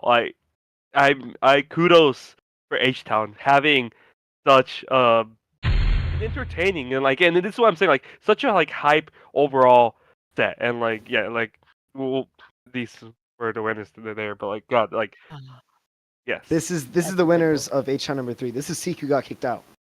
I have a core memory of sitting on my roommate's weird, oddly too high chair, and I was sitting there with my feet kicking off the ground, and we were talking. I'm I'm trying to I'm trying to enjoy this conversation that we're all having. It's a really we're playing this awesome game. But I had my phone down here on the couch, being that's cool, because it's my teammate peek out, that's my student there. They're fire. I just I love I have so much. There's so much going, so much that I want to back for this team here. And then I'm watching the whole time, and I'm like, Pepe, they're in game 5. And I was like, oh. And we were like, we gotta stop what we're doing right now, and we gotta watch this.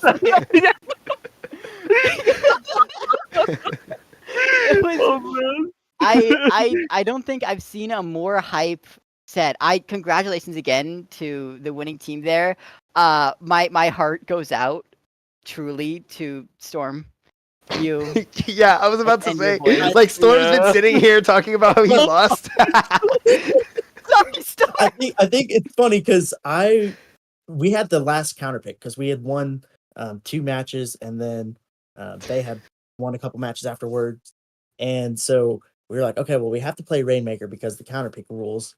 And so I was trying to think of a counter to Paintbrush because that was our main issue. And so I just went, okay, Museum, it's kind of open in the middle, not even thinking about the spinner on our side of the map. And then they get the first objective and they break that first check, and I'm like, where's the Paintbrush? And just That's so, Tormy being a menace. Yeah, exactly. And Tormy's the one in the pink and blue there. But I think that win is so deserved on their end because they fought tooth and nail to make that thing work. It was a really fun match, and they're playing off meta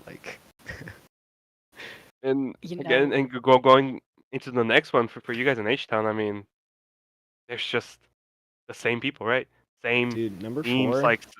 Similar people, and number 4. There's a lot of playback sets. I'm just gonna say. I'm so excited.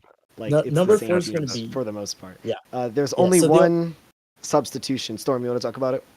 Yeah. The only difference is So we didn't know if Pika was going to be able to make it to this event, and so just because with school schedule and all that, and so Dio and I had already been talking for a while that eventually I need to get off the game and be able to film the entire event, because it's hard to play the game and then film at the same time, because if I'm not playing, then I have to be filming, and then vice versa. And then you miss moments as well, because if you're playing while another set's going on and something hype happens over there, it's like, good luck. So instead of Arclitex, we're gonna have a Brave Little Toaster, and that's gonna be the same 3 Brave, Para, and Pika.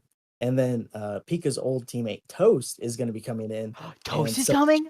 Toast is going there, really? All right. Oh, Dio, you're cooking up an amazing land, bro. Oh my god. Dude, like... Oh, that's awesome. Yeah. I genuinely, when I saw that Toast, was like, wait, isn't this like the... He was on Azure, right? Shiny, please. Yeah, okay, he was on Azure. And then he was on Sonder after, because I remember him from Sonder. Yeah, Sonder. Yeah, same here. Yeah, I was like, what the heck? That's insane! Like, that's gonna be high, I know bro. that there's a lot. There's a lot of high-level players in Texas that haven't shown up to H-Town yet. There was a Jackpot member. We won't talk about him, but there was a Jackpot member in Texas, and this is prior to everything. I was like hoping to entice them to come down. Yeah. And then there's another player that I really want to get their attention, which is Bagel. Bagel lives in Houston, and I know that. Houston. And wow. Yeah, bro hasn't shown up yet. Waiting for the big moment.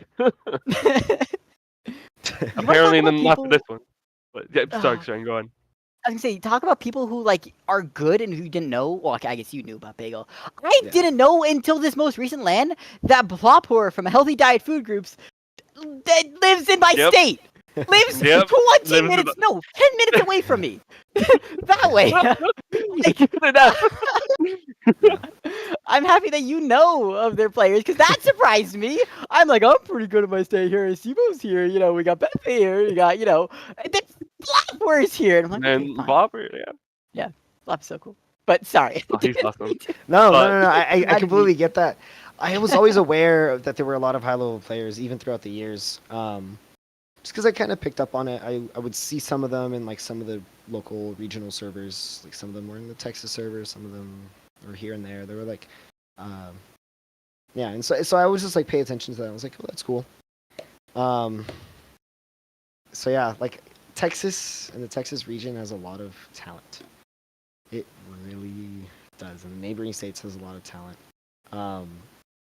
And I'm just so ecstatic that we're able to get this crowd to show up and make the event even more exciting, because it'd be one thing if it was like, I will say like the lower, not high level players showing up and it was like more local, and like there would still be energy, but it's just not the same when it's like people you know who are good that would show up to major lands and have good results.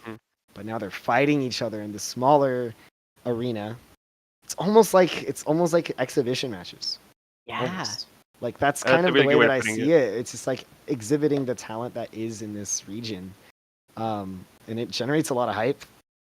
And with how I am, I put my hype into it, and it just escalates to bigger energy levels. So you know, Dio, I want to bounce off that for a second, right? Because you talked about like, yes, Texas is a much bigger state, hence you get, you know, I mean, you also just have a much better, a bigger population of more experienced comp players. Arizona, we are smaller in all ways. We are a smaller state than Texas. We have a smaller scene than Texas does. Almost always. I'll get back to something like that. We are bigger in the important ways. We have bigger hearts. Fellas, size does not matter. You're so rude. Yep. Getting back to what I was trying to say, though, one thing that I really pride myself as being a part of this local scene is I try my best to be a mentor. I try my best to like give knowledge. I want to like make knowledge as accessible as possible. And for the longest time, I was doing just coaching for free, just because I wanted to, like, get people better. Because, like, the better way to get, more top level players is just to, get them in the first place, build them up from the ground up. And you guys are talking about your hype matches, and that is awesome. I just wanted to bring up one tournament that really sticks out to me in particular, where I have a particularly fond memory of. And that was Sunset Surge Blossom Blitz, which happened April 6th of 2024, 2 days after my birthday. Which was kind of fun here. So that was a fun little, I can celebrate my birthday with Splatoon people. But for that tournament, for me, I wasn't planning on attending. I was planning on being like, like, I don't have like my usual squad, or like I was like, all the other people who like I'm gonna play with, like, they have their squads. Who's the ranch drinker? That's me. Hi. Johnny right there. I've been known to do that sometimes. It's good for you. But I'm talking with some of these people, some of my friends, some of my old teammates and everything. It's me, Taro, or I guess teammates from former Sunset Surges. It's me, Taro, Crow, Wumbo, and Leche. And we're just like talking to the VC. We're like, yeah, our team fell through. Yeah, my team fell through. Yeah. We're like, wait a second. We may have a team here. And I was kind of like, okay, this is kind of cool, because I'm like, now we finally have a squad. So we name ourselves We're So Back. And among the other teams in this tournament here, I love Sunset Surge so much, because like all of my friends, all of my close friends, and just are on teams and everything. My roommate is on his own team, and that's like a whole hype squad. And then on another team is the players Fufu, M, Rice, and OBT. And I'm homies with OBT. We have a background in high school music together. Rice, I mean, do I need to say more? I've coached the man. I'm just friends with him for so long. M, I've known with like since before the first Sunset Surge. And Fufu is a rather interesting case, because they will go on to become my partner, but not this time. And it's a really awesome, it's so cool, because like all of like these, I don't know, I don't think there's ever been a tournament where the power level has been just on average flat across all the teams just the same. And it was an incredible tournament, because just being able to like face against all these people who I've talked with, who I've coached, and like being able to see like everyone's improvement as they've gone over time. It was just incredible.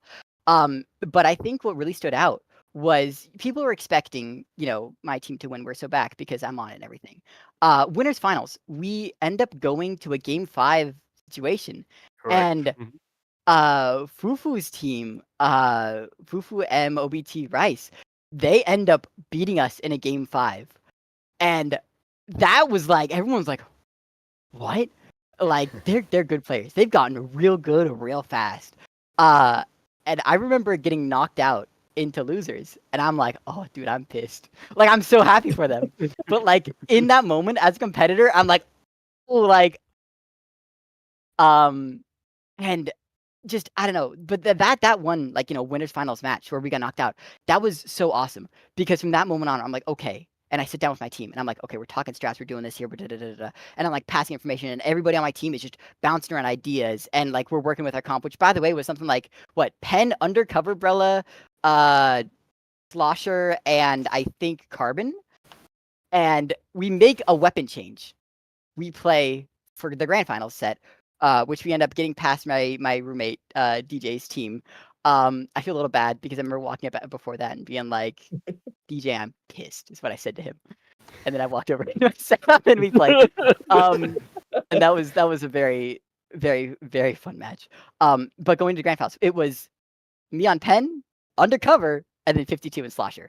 And it was such a fun time being able to like play with these players who like I've coached, they're all my friends and everything, going against the people across from me who I love each and every one on that team. And I've never had a more personal game of Splatoon ever. I've never had a more like high Q set of Splatoon in my life than that set was. And it wasn't like, they were good players, but like it's not like, Len, Arito, Mickey, Mark, Big Punchers, or anything. But like it was, I think, just the epitome of like what happens when local versus local happens.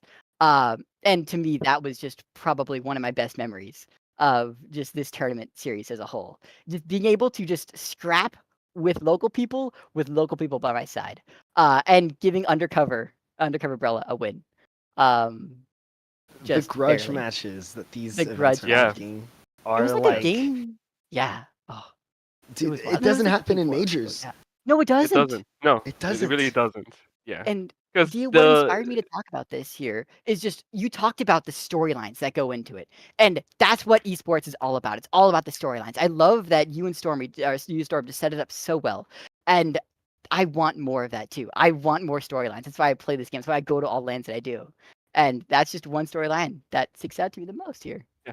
Which is why, like, real quick, like, I was shocked. Like, I kid you not. Like, I was extremely shocked when I saw the name, like, Tormy signed up for this upcoming Sunset Surge, right? Yes! Because I was like, wait a minute, hold on. They won they won the last huge H-Town, right? I'm like, oh no, this is the paintbrush, man. So like seeing these storylines happen, right? Like all in correlation, and now we're getting to a point to where like we're seeing those teams together. We were seeing storylines, connect in a way that's like this is like fucking MCU when it was good, right? Like we see these so players real. The Avengers of Splatoon. like we are assembling these locals, and then we're fighting. Like that's what I'm looking for, just truly. Which we'll get more into that like later on. But like, yeah, Shiny, I remember how much it meant for those three players that you played with,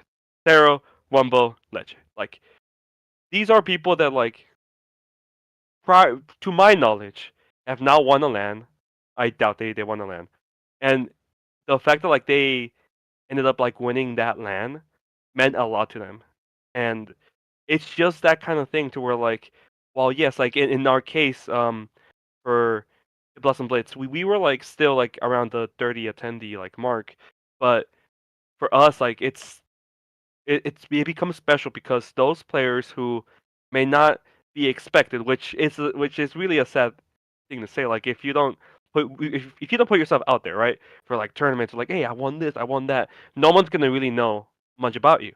But having the opportunity to like showcase at a local LAN, especially like for ours that we are like now building up to be like bigger than what they originally were. These players just having the chance to feel that excitement, to feel that first place, that while it may not be impossible, it's just harder to get that at majors. And that's like one of the things, like if you are close, if you feel like you're getting there, perhaps at majors or anything like that, or maybe like in the online tournaments, show up to a local, see how you do in a situation where you play at a LAN against these other well-known players that are also strong. Like show up and then see how it goes, because you may get yourself that kind of victory that you feel. Yeah, it's an otherworldly feeling. No one wins the game alone. You cannot carry. I'd say in solo queue like you can do your best to carry, but like in a comp setting you can't. You can do your best, but like all four players have to win for the team to win, and it was just so deserved that everybody who won on that team fought so hard, stayed in it. Their mental game was strong. Everything about it, they were strong to the end. And I gotta hand it off to honestly all winners so far. And anyone who shows up, it takes so much like. It takes so much it's not confidence. What's the right word I'm looking for? It takes just a lot to even show up to a local tournament, in the first place. So yeah, I think that is a really cool thing you wanted to mention. And we talked about the LAN Championship Showdown. So Pepe, do you want to talk a little bit more about that by chance? Well, is there anything else that you guys want to bring up, like within your LANs, before we talk about the big deal? I might. So there's another aspect to our LAN that I think is rather unique to any other of the local LANs, and that is our collegiate bracket. So, dude, I'm so jealous. Oh, sorry. I'm jealous. Yeah. Please go on. Oh man, we are the only local to host collegiate brackets, and I honestly hosted this one out of spite because I was pissed that LTC didn't have one and Riptide did. Because all of the I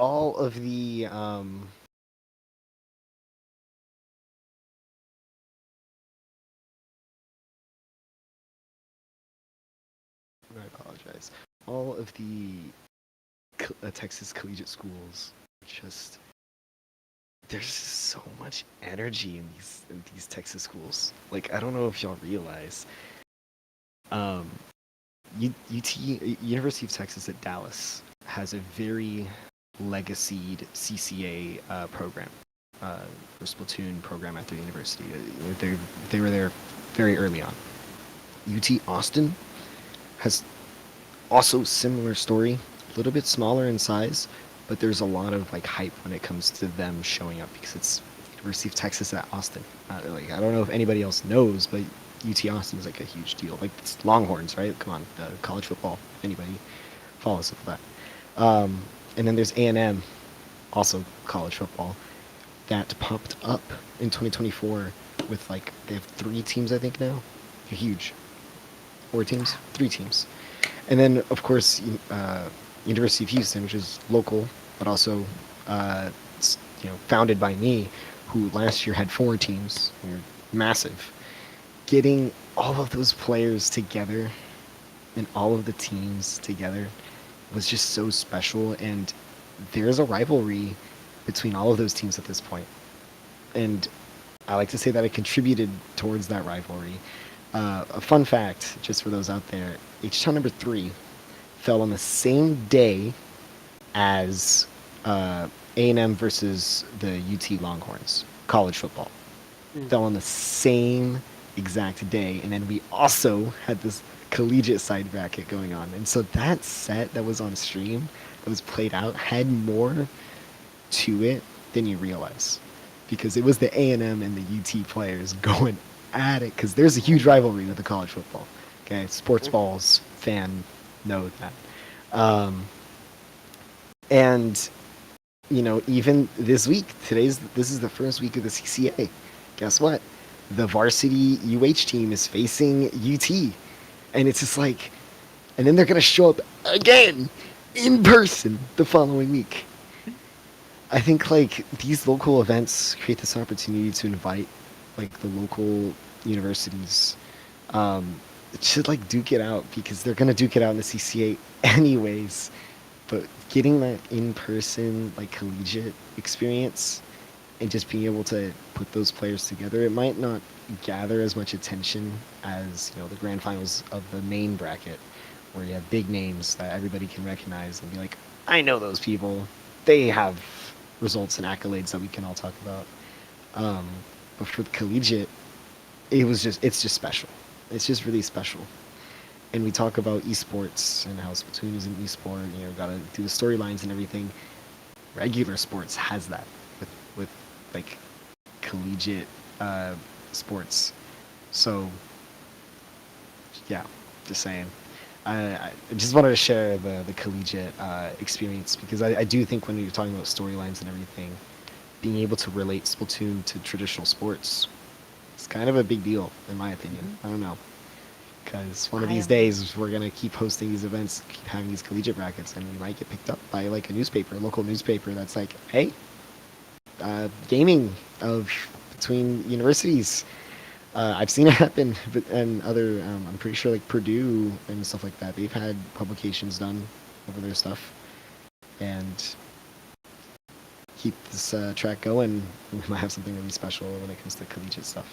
So that's one thing that's that awesome, Dio. So that's like one of the main things that I will forever be very, very jealous of, because I remember the times when like I contacted my college team, the college teams here in Arizona, and they weren't like that active at all. So, like there's something going on, but like not as much as like how you're doing over there, and it's absolutely amazing. I mean, especially when my friend, my teammate David, like he appreciates that. Like there has been a time where like David, like DRF, the main, like, the guy, like the CCA guy, he's awesome, but he truly like does appreciate just what you guys do in H-Town in terms of like CCA, because CCA is huge. It deserves all the praise that it gets, because it's all a lot of work, a lot of passion, and it's just great.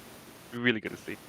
I'm forever so sad that first off, my college, I'm in my final semester of my graduate degree, so there goes my chances of playing at CCA.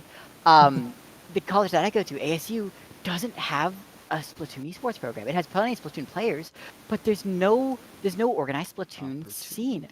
Which you're right, and I found out about CCA too late, and I want to find a way to pass on a torch because I know if we're gonna talk about sports ball rival schools, right? Like the ones down south, who I'm not going to mention, they have a team, but ASU here, the bigger college, doesn't have a team. And I could have done something about that, but I missed the mark. So I'm hoping to see, honestly, more collegiate stuff because, like you said, it's the storylines. And to have so many teams from those colleges show up there, I'm just so happy for y'all over there in Texas because I'm so jealous. Yeah. And that's just how you make good esports right there. That's how you make just good content to watch. No, but Pepe, yourself? Yeah. Well, we've talked a lot about our local land, right? So there are storylines that happen like left and right, and like if you are living under a rock, there's something huge going on. Like I'm not just talking like huge, like oh we'll do another land, right? There is something huge that is happening, and Kraken, our producer, if you may showcase what would that be. We've had plenty of great Splatoon locals that took place in 2024, spanning all across the United States. Champions have been crowned from coast to coast, the Great Lakes, and the South. These winners, however, never had an opportunity to face each other. What if in 2025, we took this to the next level? Introducing the Splatoon LAN Championship Showdown, a tournament where the winners of our favorite locals can face off in an online 8-team double elimination tournament. The best part is, you have an opportunity to play. In the early months of 2025, 8 locals will act as qualifiers for the LAN Championship Showdown, including Big Dapple in New York City, New York. The game! Bouillabaisse in San Jose, California. Chai Shoals in Chicago, Illinois. Gatorland in Gainesville, Florida. It's just, it's a wipeout, and that might be 8 points. H-Town Splashdown in Houston, Texas. New England in Boston, Massachusetts. Oh, they fell off the Oh my god! Sea Battle in Seattle, Washington. It's a wipeout! Sunset Surge in Arizona.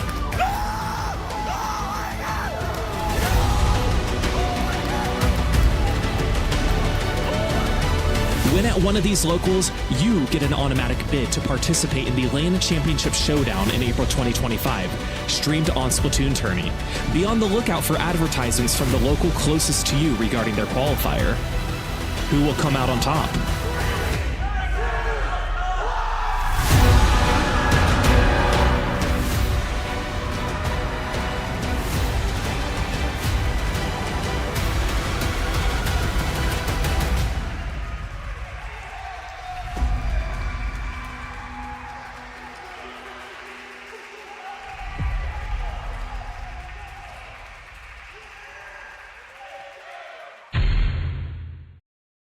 Who will come out on top indeed, you say? Who is going to?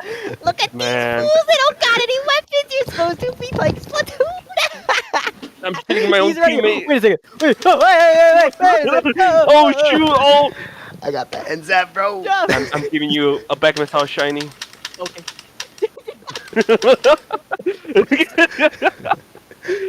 So, who will come out on top is the biggest question of the year, really, right?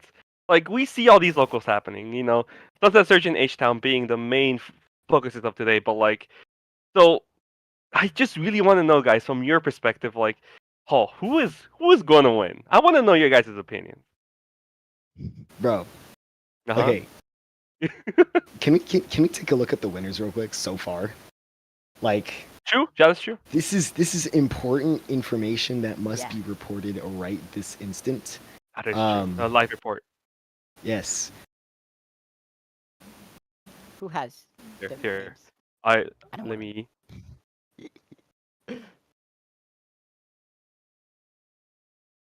Frankly, looking at the Splatoon tournament here. Okay.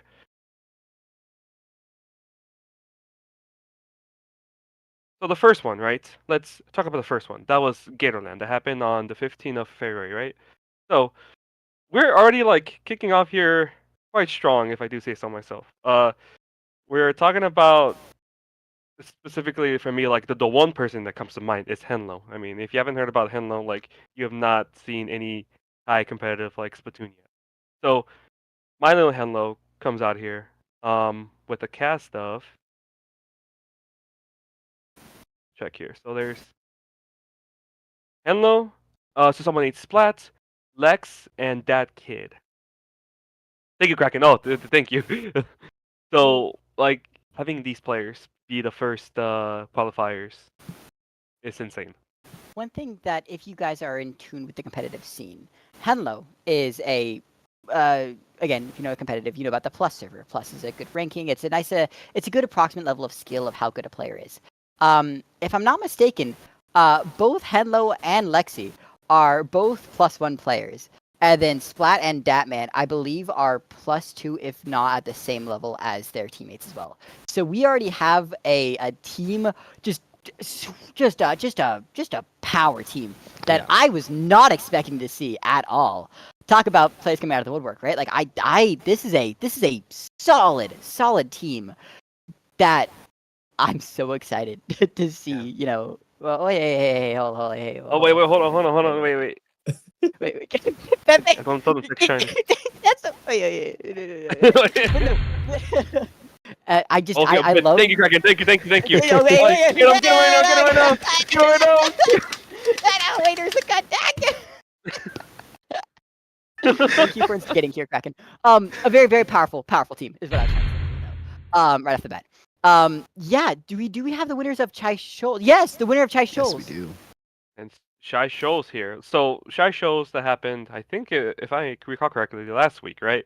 So February 26th. Aircast is Leo, a bamboo player, and then 2 Tetra players. So we're talking about a team who is their comp is literally bamboo, 2 Tetras, and a junior or splash. So like we're talking about a team who is coming to the qualifier, nationals, with a comp of 2 Tetras, which that's I don't think cool. they played double Tetra though. Okay. But they have the 2 capacity players. to play 2 Tetras. Yes. Correct. Oh So my goodness.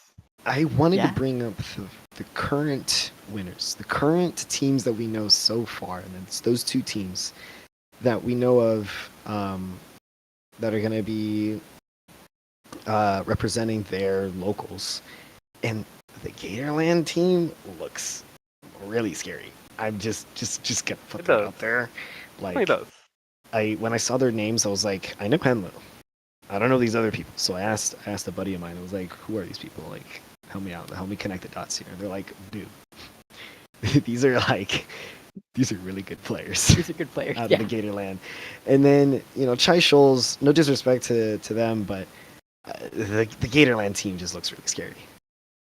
And so when I look at all of the other regions, and I think, okay, who's going to Bouillabaisse, right? Pepe, would you like to talk a little bit about the Bouillabaisse attendees? Because well, you're for one me, of them. I'm literally tomorrow. I'm gonna to take a flight. Tomorrow, I'm taking a flight to do Bouillabaisse. So Is it a yes, 7 a.m. flight? it is a 7 a.m. flight. Oh my goodness, that sounds It'll fun. be fun. So It's gonna be fun. okay, for Bouillabaisse, right? Like Bouillabaisse, I thought was gonna be stacked already, having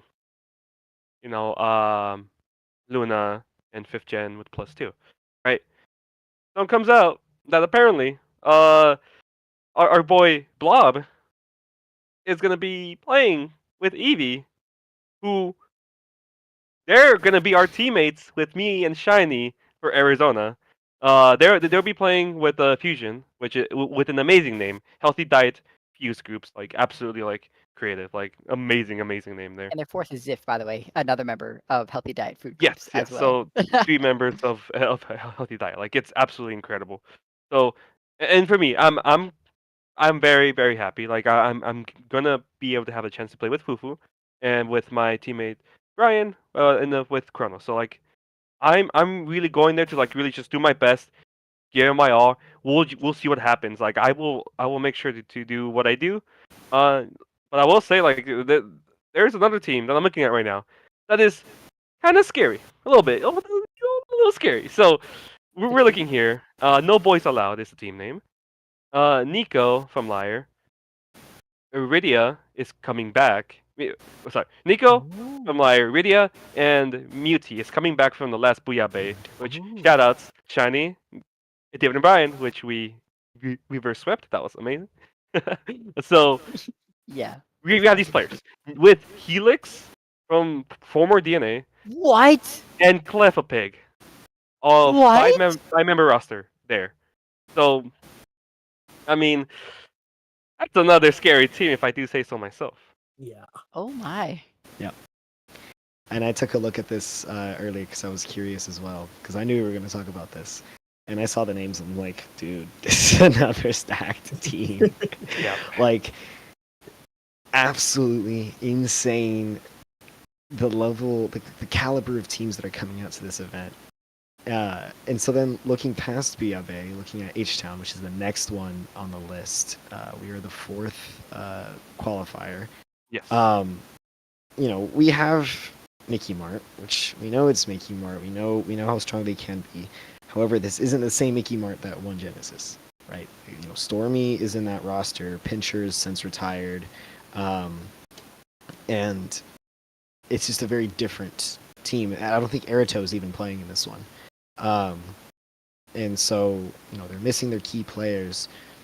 And then, you know, we also have Siku got kicked out, which won the previous one. But when you compare the caliber of players from Siku that got kicked out to the caliber of players that are already winning their qualifiers, yeah, bit of a gap from experience, at least. Just putting it that way, you know, from experience. And so, what is the only other team from H-Town that has known proven experience? Well, that would be Pika and Toast, right? Because Brave and Parachu are great players, a lot of chemistry, plus Pika and Toast, which is, you know, they I'm looking have, forward to that. yeah, they have what it takes to be able to make it into the LAN championships and actually put up a good fight against these other bigger names that are coming from Bouillabaisse, that are coming from Gatorland. And I haven't looked ahead into what comes next after H-Town Splashdown, but like, dude, like the New York region is just scary. So New York is scary, yes. Oh Yeah, yeah. there's just so much The in the region East is- Coast. yeah. There's just so much in the East Coast. Like, there's just no clue what will come out of that. So it's gonna end up being a really stacked tournament. The LAN championships. It's just gonna end up being like the best players from every region coming together to like, you know, to put up a show, really. Like, we're talking about all of these storylines and everything like that. And I think the LAN Championship is going to create some phenomenal storylines that a regular online tournament would never have made, or a major would never have made. Yeah. The thing that this reminds me the most of is, if you guys remember at the start of Splatoon 3 with the Ink TV Resurgence League, and how much hype and excitement there was around that. The LAN Championships feels like the next thing after that that's going to have the same level of energy for the community. Maybe that's just a biased take. Maybe that's just me speaking because I'm one of the TOs and I'm more in the loop. And people who aren't showing up to these events are like, why do I care? Why do I care about these, you know, local events and their teams? But like, we're going to see the matches come up during the LAN Championships, and we're all going to see just the level of excitement that's going to come out of that. And, you know, all of the Game 5s and the names and the stories that are going to come out of that. That, to me, is just extremely exciting. I couldn't have said it better myself. I know I love Splatoon. I've put so much work. I've just put so much into the game as a whole. And Pepe was talking about this beforehand. I think he's going to touch on it soon later. But like, we're all busy people. I myself, I'm a fairly busy person. Pepe has been known to, you know, run all the events. That being said, we have all been doing everything we can to practice for Pepe's first ever Sunset Surge as well. Pepe Yes. will be playing in his event for the first time ever. With What happened? me, it'll be me, Pepe, Blop, and Evie from Healthy Diet Food Groups. As under the name Prickly Pear. That's us there. Look at those cuties. But yeah, no, I hear that. This is Comp Splatoon is such an important thing to me since I surged March 29th. Go register right now. It's such an important thing to me, and I cannot tell you the motivation that I felt like leading up to this tournament, and just the hype that I feel right now. H-Town Splashdown happening. When do you guys March have it again? 8th. March 8th. Register. Literally March a 8th. week in 2 days. So hype. No, but like it's I don't know. It means so much to me, and the hype that I have surrounding this entire season leading up to the LAN Championship Showdown. No win is a write-in. I will keep practicing my absolute ass off. Pepe and I are going to be doing what we can, with the hopes of being able to make it in as well, because I really want to scrap with these big names. Yeah, I'm right there with you. I want to see, like, we've been talking about, like, Texas and Arizona, which we all know who wins that. I mean, clearly Arizona.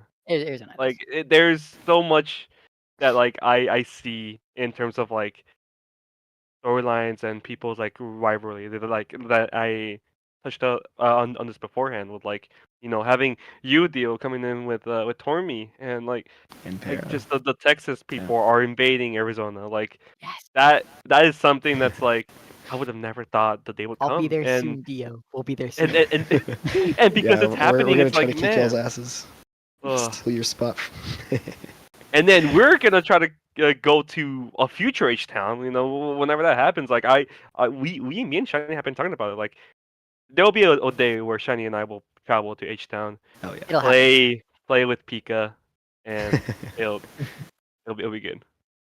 Yeah, this is a thought I had the other day, and it would be the ultimate disrespect if I show up to Sunset Surge and make sure that you can't get the qualifying spot. Dude, please, give that show to us. Please, give that show to us. I dare you. Like, if anything, I'm gonna beg you, like, on my knees, be like, Dio, you fucking try your hardest. Don't back down. We are here to prove ourselves, and I feel like that's just part of it, right? Especially like if there's a good show, like bring that hype, bring that hype H-Town Game 5 sets to us, and not that we don't, because we have, but like just the amount of hype that like you get from H-Town, like it's absolutely insane. So I want to. Yeah, I'll make your boring little event exciting a little bit. All right, buddy. All right. Okay. All right. Yeah, sure thing. Little Not scuttle Look at the looking cool new venue. delicious. Oh my goodness, it's gonna be so awesome. We do have a good venue, new venue. Yeah, new venue. I'm interested to see. It's in a college campus, right? It is. It is part of. I mean, am I allowed to talk about this? Are we allowed to talk about this? Yeah, you can. Yeah. Okay. It should be public information. It is the a newly created ASU Esports Lounge, right in the middle of Tempe, Arizona. Hopefully a lot more accessible for people. There is a parking structure literally directly attached to the building. It is a massive room. Probably I would give it nowhere close to what you guys have at H-Town. Yeah. Our venue's because huge. it's crazy. Yeah, But I would say I would compare it to like maybe half the size of like the Riptide 23 room. It's long, it's fairly sizable, but it is built for spectators in mind as well. Which is really out. Yeah. I'm looking forward to it. As opposed to Campfire, which was very awesome, but we very much have outgrown sardines Campfire. Yeah. all We were together. sardines. No, That was we a made fun jokes time. about this, but our venue is literally bigger than the LTC 23 room. Is it How really? tiny that was. Insane. Yes. Oh my god. Our venue is And much bigger I than don't- its space. At a mall too, which I never expected that kind of a space to be like inside a mall. Like what the heck? It's an older, like, rundown mall. I won't say it was. Yeah, like I won't say ghetto, but close to it, ghetto adjacent. Yeah, it's a much cheaper mall. They basically took the space that what seems to used to be like a Macy's or something, like some kind of department store. And made all the walls black, put a bunch of tables for TCG in the middle of the room. They have like a retail section with 1 million Funko Pops and like collectibles and stuff like that. And then along the side, they have like walls full of monitors, which actually they've even expanded. There's like a back room now where they moved all the esports stuff. So our next event's going to look a little different. The stream won't see it. The stage is still the same, but all of our setups are elsewhere in a different room, which is really cool. Like we get our own space now. Oh my goodness. It's yeah, That sounds good. it's awesome. Ah. It's awesome. It's cool. The pictures are gonna really show it this time around, because this is our major grievance with our venue. It's just so dark, and like it's too big. It's too big. All the monitors and all the setups are too far apart, so it's like you can't really take pictures of the event that captures like the scope of what it is. Yeah. Anyways, yeah. H-Town number 4, March 8th. Sign up if you haven't already. Sign-ups close in exactly a week from right now. So. Wait, hold on. Oh, wait, hold on. Wait. That's not right. So true. No. So true. Wait. Let's Kraken. This is No. spitting facts. Shall we? No. Kraken, you put it on the wrong box, bro. Come on, man. Spitting facts. It's a weird way to spell Pepe and shiny.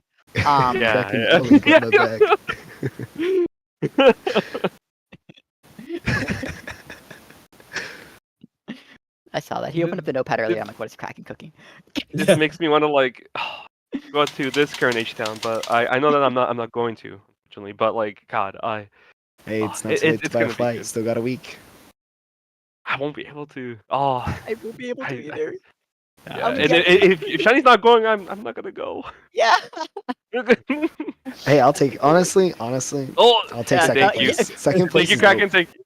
Second place is dope. I don't know. Fufu's been cooking. DA's been cooking. There's gonna be. I don't know if you got second place even. I'm excited to see our people go against you, Dio. Yeah. I'm washed. I'm carried by Para and Tormi and Kama. Actually. Oh man, that third place, it's just going down. Thanks, man. I appreciate you. Yes. The DJ team will get you. Oh, but God, we've talked a lot about like the LAN. It's just great. We have been going on like now for like 2+ hours, and there's a lot of details, and like I'm sure like for you, Dio, Shiny, and Storm, there's like a lot more that we could have like talked about and like in certain like questions and whatnot. But I wanted to bring this out there to you guys. Like, is there something before we close this out, like something that you want to share, just in general about local lands, your experiences, maybe like a favorite moment that you haven't like touched up on? Dio, want to start us off? I can start this off. Yeah, please. I enjoy yelling. Go figure. Yeah? Oh, it's great. It's great. I'm a bit quieter now because my family's going to sleep, but I enjoy yelling. I really do. And so this event was an opportunity for me to be able to yell more. Which, like, I know it's silly, but seeing all of the people that show up to the Houston events, the energy that brings me, like, it's so fulfilling. Just like it feels like it's healing. Like, it heals your soul. You leave those events feeling like, damn, it's not just a hype event. It's not just the energy. It's like I'm bringing these people together and seeing the community that you build is something that like touches your heart in a way that nothing else like is satisfies. You know what I mean? Like, it's not as fulfilling. So it's not, one specific event that I have to share, but just the entire experience of TOing locals overall. It's very special. Yeah, I think if we were to generalize the entire conversation we've had the past couple hours, it's all been like community based. And I think that's the biggest thing, is like these locals basically turn what is I'm staring at a screen talking with my computer and there's people talking back to me, to I'm staring at a person talking with real people and actually getting human interaction and getting to know that there is a human behind that computer, and there is a human that I am interacting with and get to interact with it and dive deeper into a friendship with. And so I think that's the biggest thing is like just being able to have that connection and build the relationship even more. Because I feel like a lot with like esports and gaming is there's just a barrier that once you meet someone at a LAN or a local, it just breaks. And it's like you just automatically grow closer together. And I think that's my favorite part is like getting someone that I've had 2 conversations with before, and now it's like we spend the weekend together. And it's like we're like almost best buds now, you know. I think that's my favorite part. I am looking forward to seeing my friends again. I have been so busy, so busy, and I cannot wait to just see local people again. I can't wait to see, players who I've like seen grow over time. I can't wait to see them show up. I can't wait to see them show off. I can't wait to see all of my students. Like I think I have 3 or 4 students coming out to this tournament. The fact that I am privileged enough to do what I can do to pass on my knowledge, to be able to call myself somebody's coach, like I never thought I'd get this far in comp. That is something that I am just so remarkably lucky. I get to call myself a coach for that, for goodness sake. And the fact that I have not one but multiple of these amazing individuals show up, I get to fight them too, and that's also awesome to see happen. I don't know. I'm excited to see my students. I cannot wait to see how much they've improved from what we've talked about, and I can't wait to see. I just can't wait to see them show up. That's honestly like among everything, that's the thing that steps to my mind the most here. Yeah, I agree with you, Shani. And for me, the fact that I am going to now feel what it's gonna feel like when I go against my people now. I've never participated in a Sunset Search ever, so having that opportunity to now like be, hey, I'm not just your TL, but I'm here to compete, and now I'm your enemy.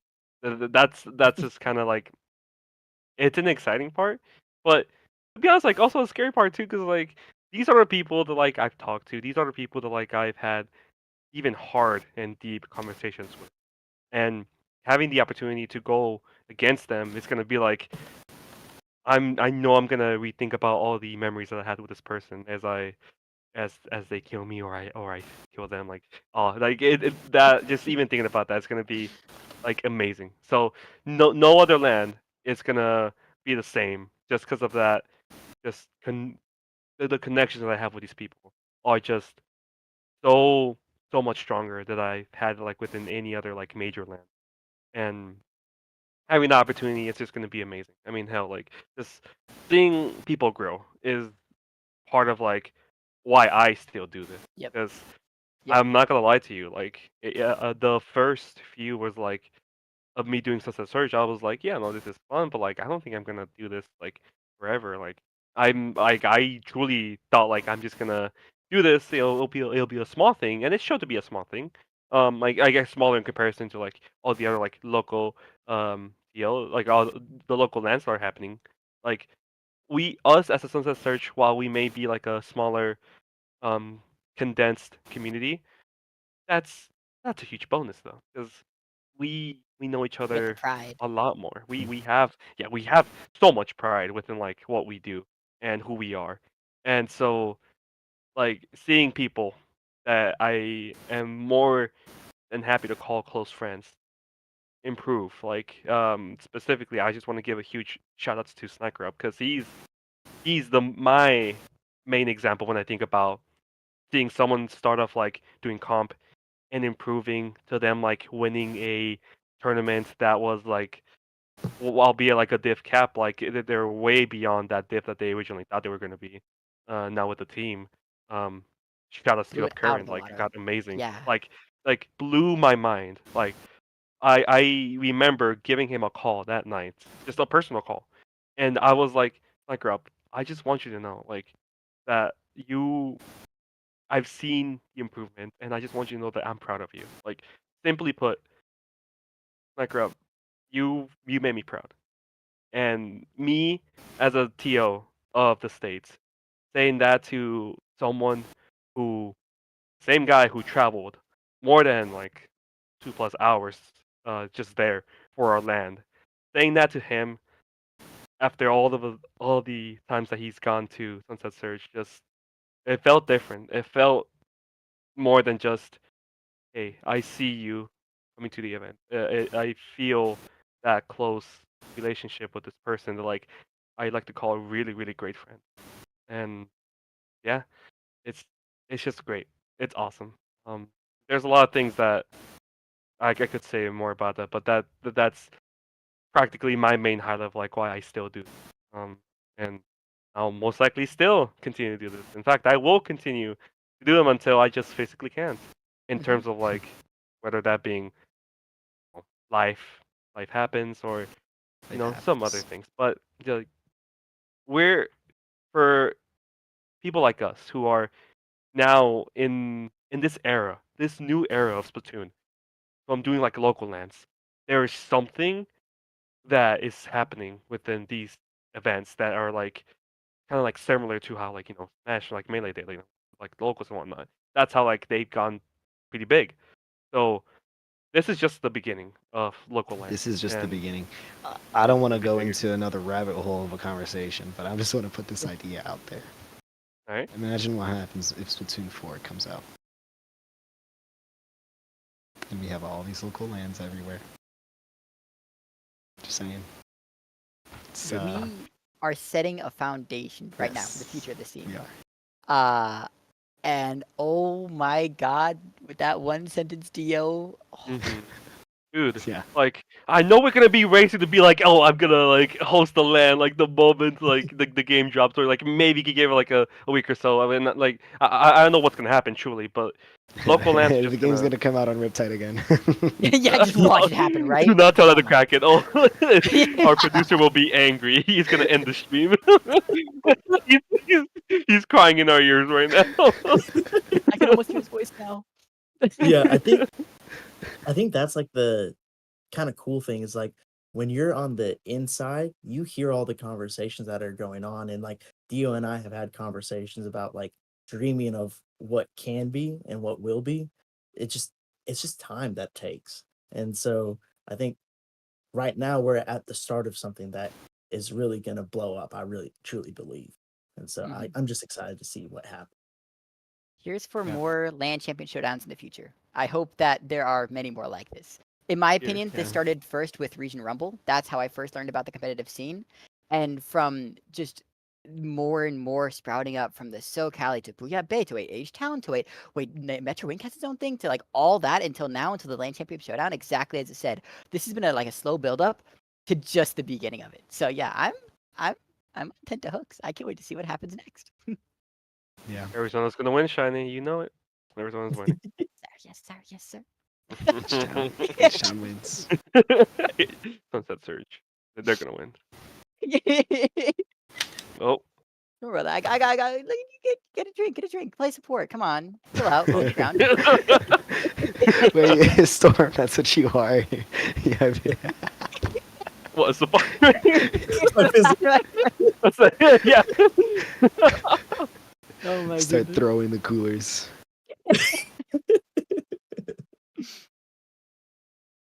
Well, Pepe, Yeah, I gotta say, Dio thank you so Storm, much. I think it's the first time I've ever actually met the both of y'all in pseudo face to face.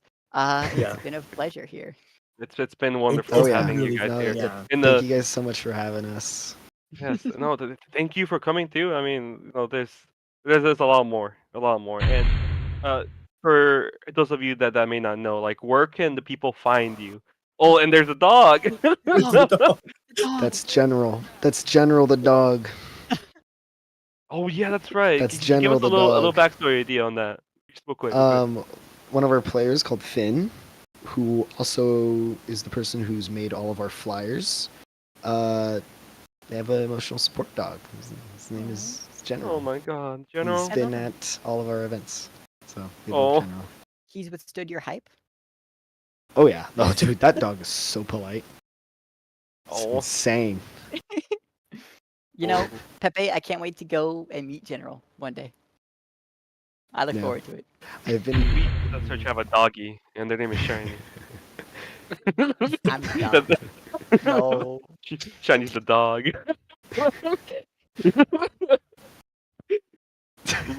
We give him like ranch and like we hold ranch and then Shiny's like all like puppy eyes like the little with the little tongue. A rabid animal. Every Raccoon time you going keep talking, through the it just garbage. sounds worse and worse. Oh my god. Okay. A wolf. Oh, there you go. There you go.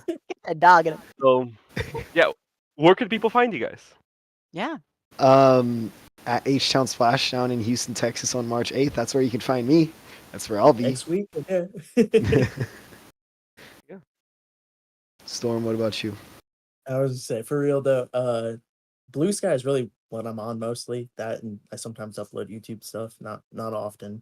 But General Dash Storm and then 1. That's how you can find me on Blue Sky. Oh, they're all linked down in the description as our producer just said. Thank you, Kraken.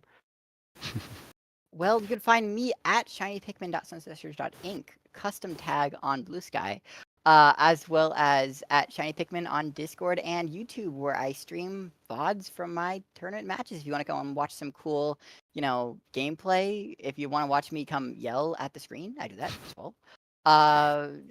Yeah, Pepe, yourself? Yeah, so on Blue Sky, you can find me at pepe.sunsetsearch.inc. And then, of course, you got to follow the at sunsetsearch.inc at Blue Sky just in general. But yeah, you'll find me there. TL, Splatoon LAN in Arizona. Everyone that's coming in, like, I always tell them it's a pleasure to have you. And I don't mean that lightly.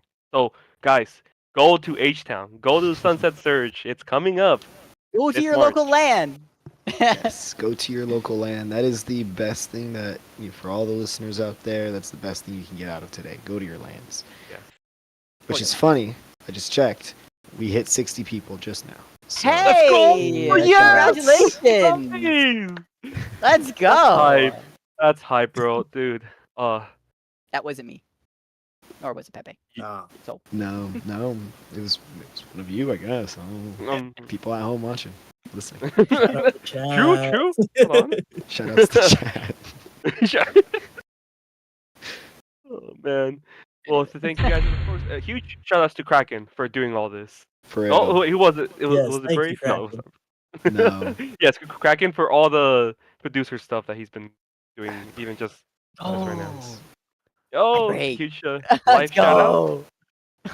Did you watch the podcast? Number 60 for H-Town.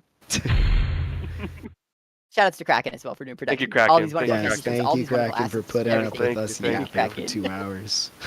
Oh man! Which also, real quick, for those of you that don't know, he has the title of being the TO of the biggest Splatoon LAN tournament there is in NA, as far as we know, right? So Riptide last year. Come on, that's the man Kraken right there. Good shit, Kraken. Good shit, Kraken.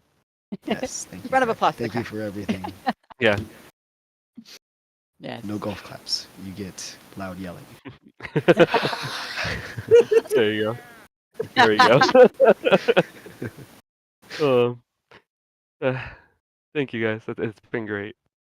Yeah, thank you for Good. having us. Yeah, thank you for having us. Thanks for everyone for being here as well. I'm gonna go Mimi. Yes. Oh, yes. you should sleep. That sounds good. I'm not. Yes.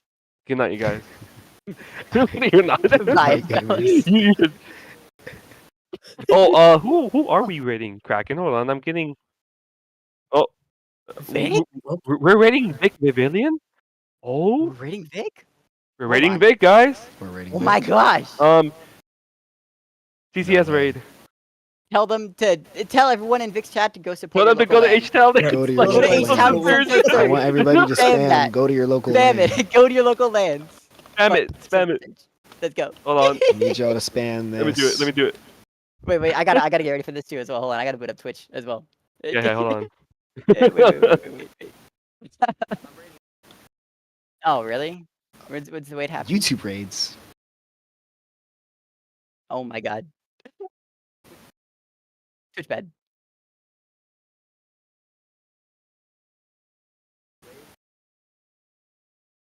Bye, fellas. Stay LAN.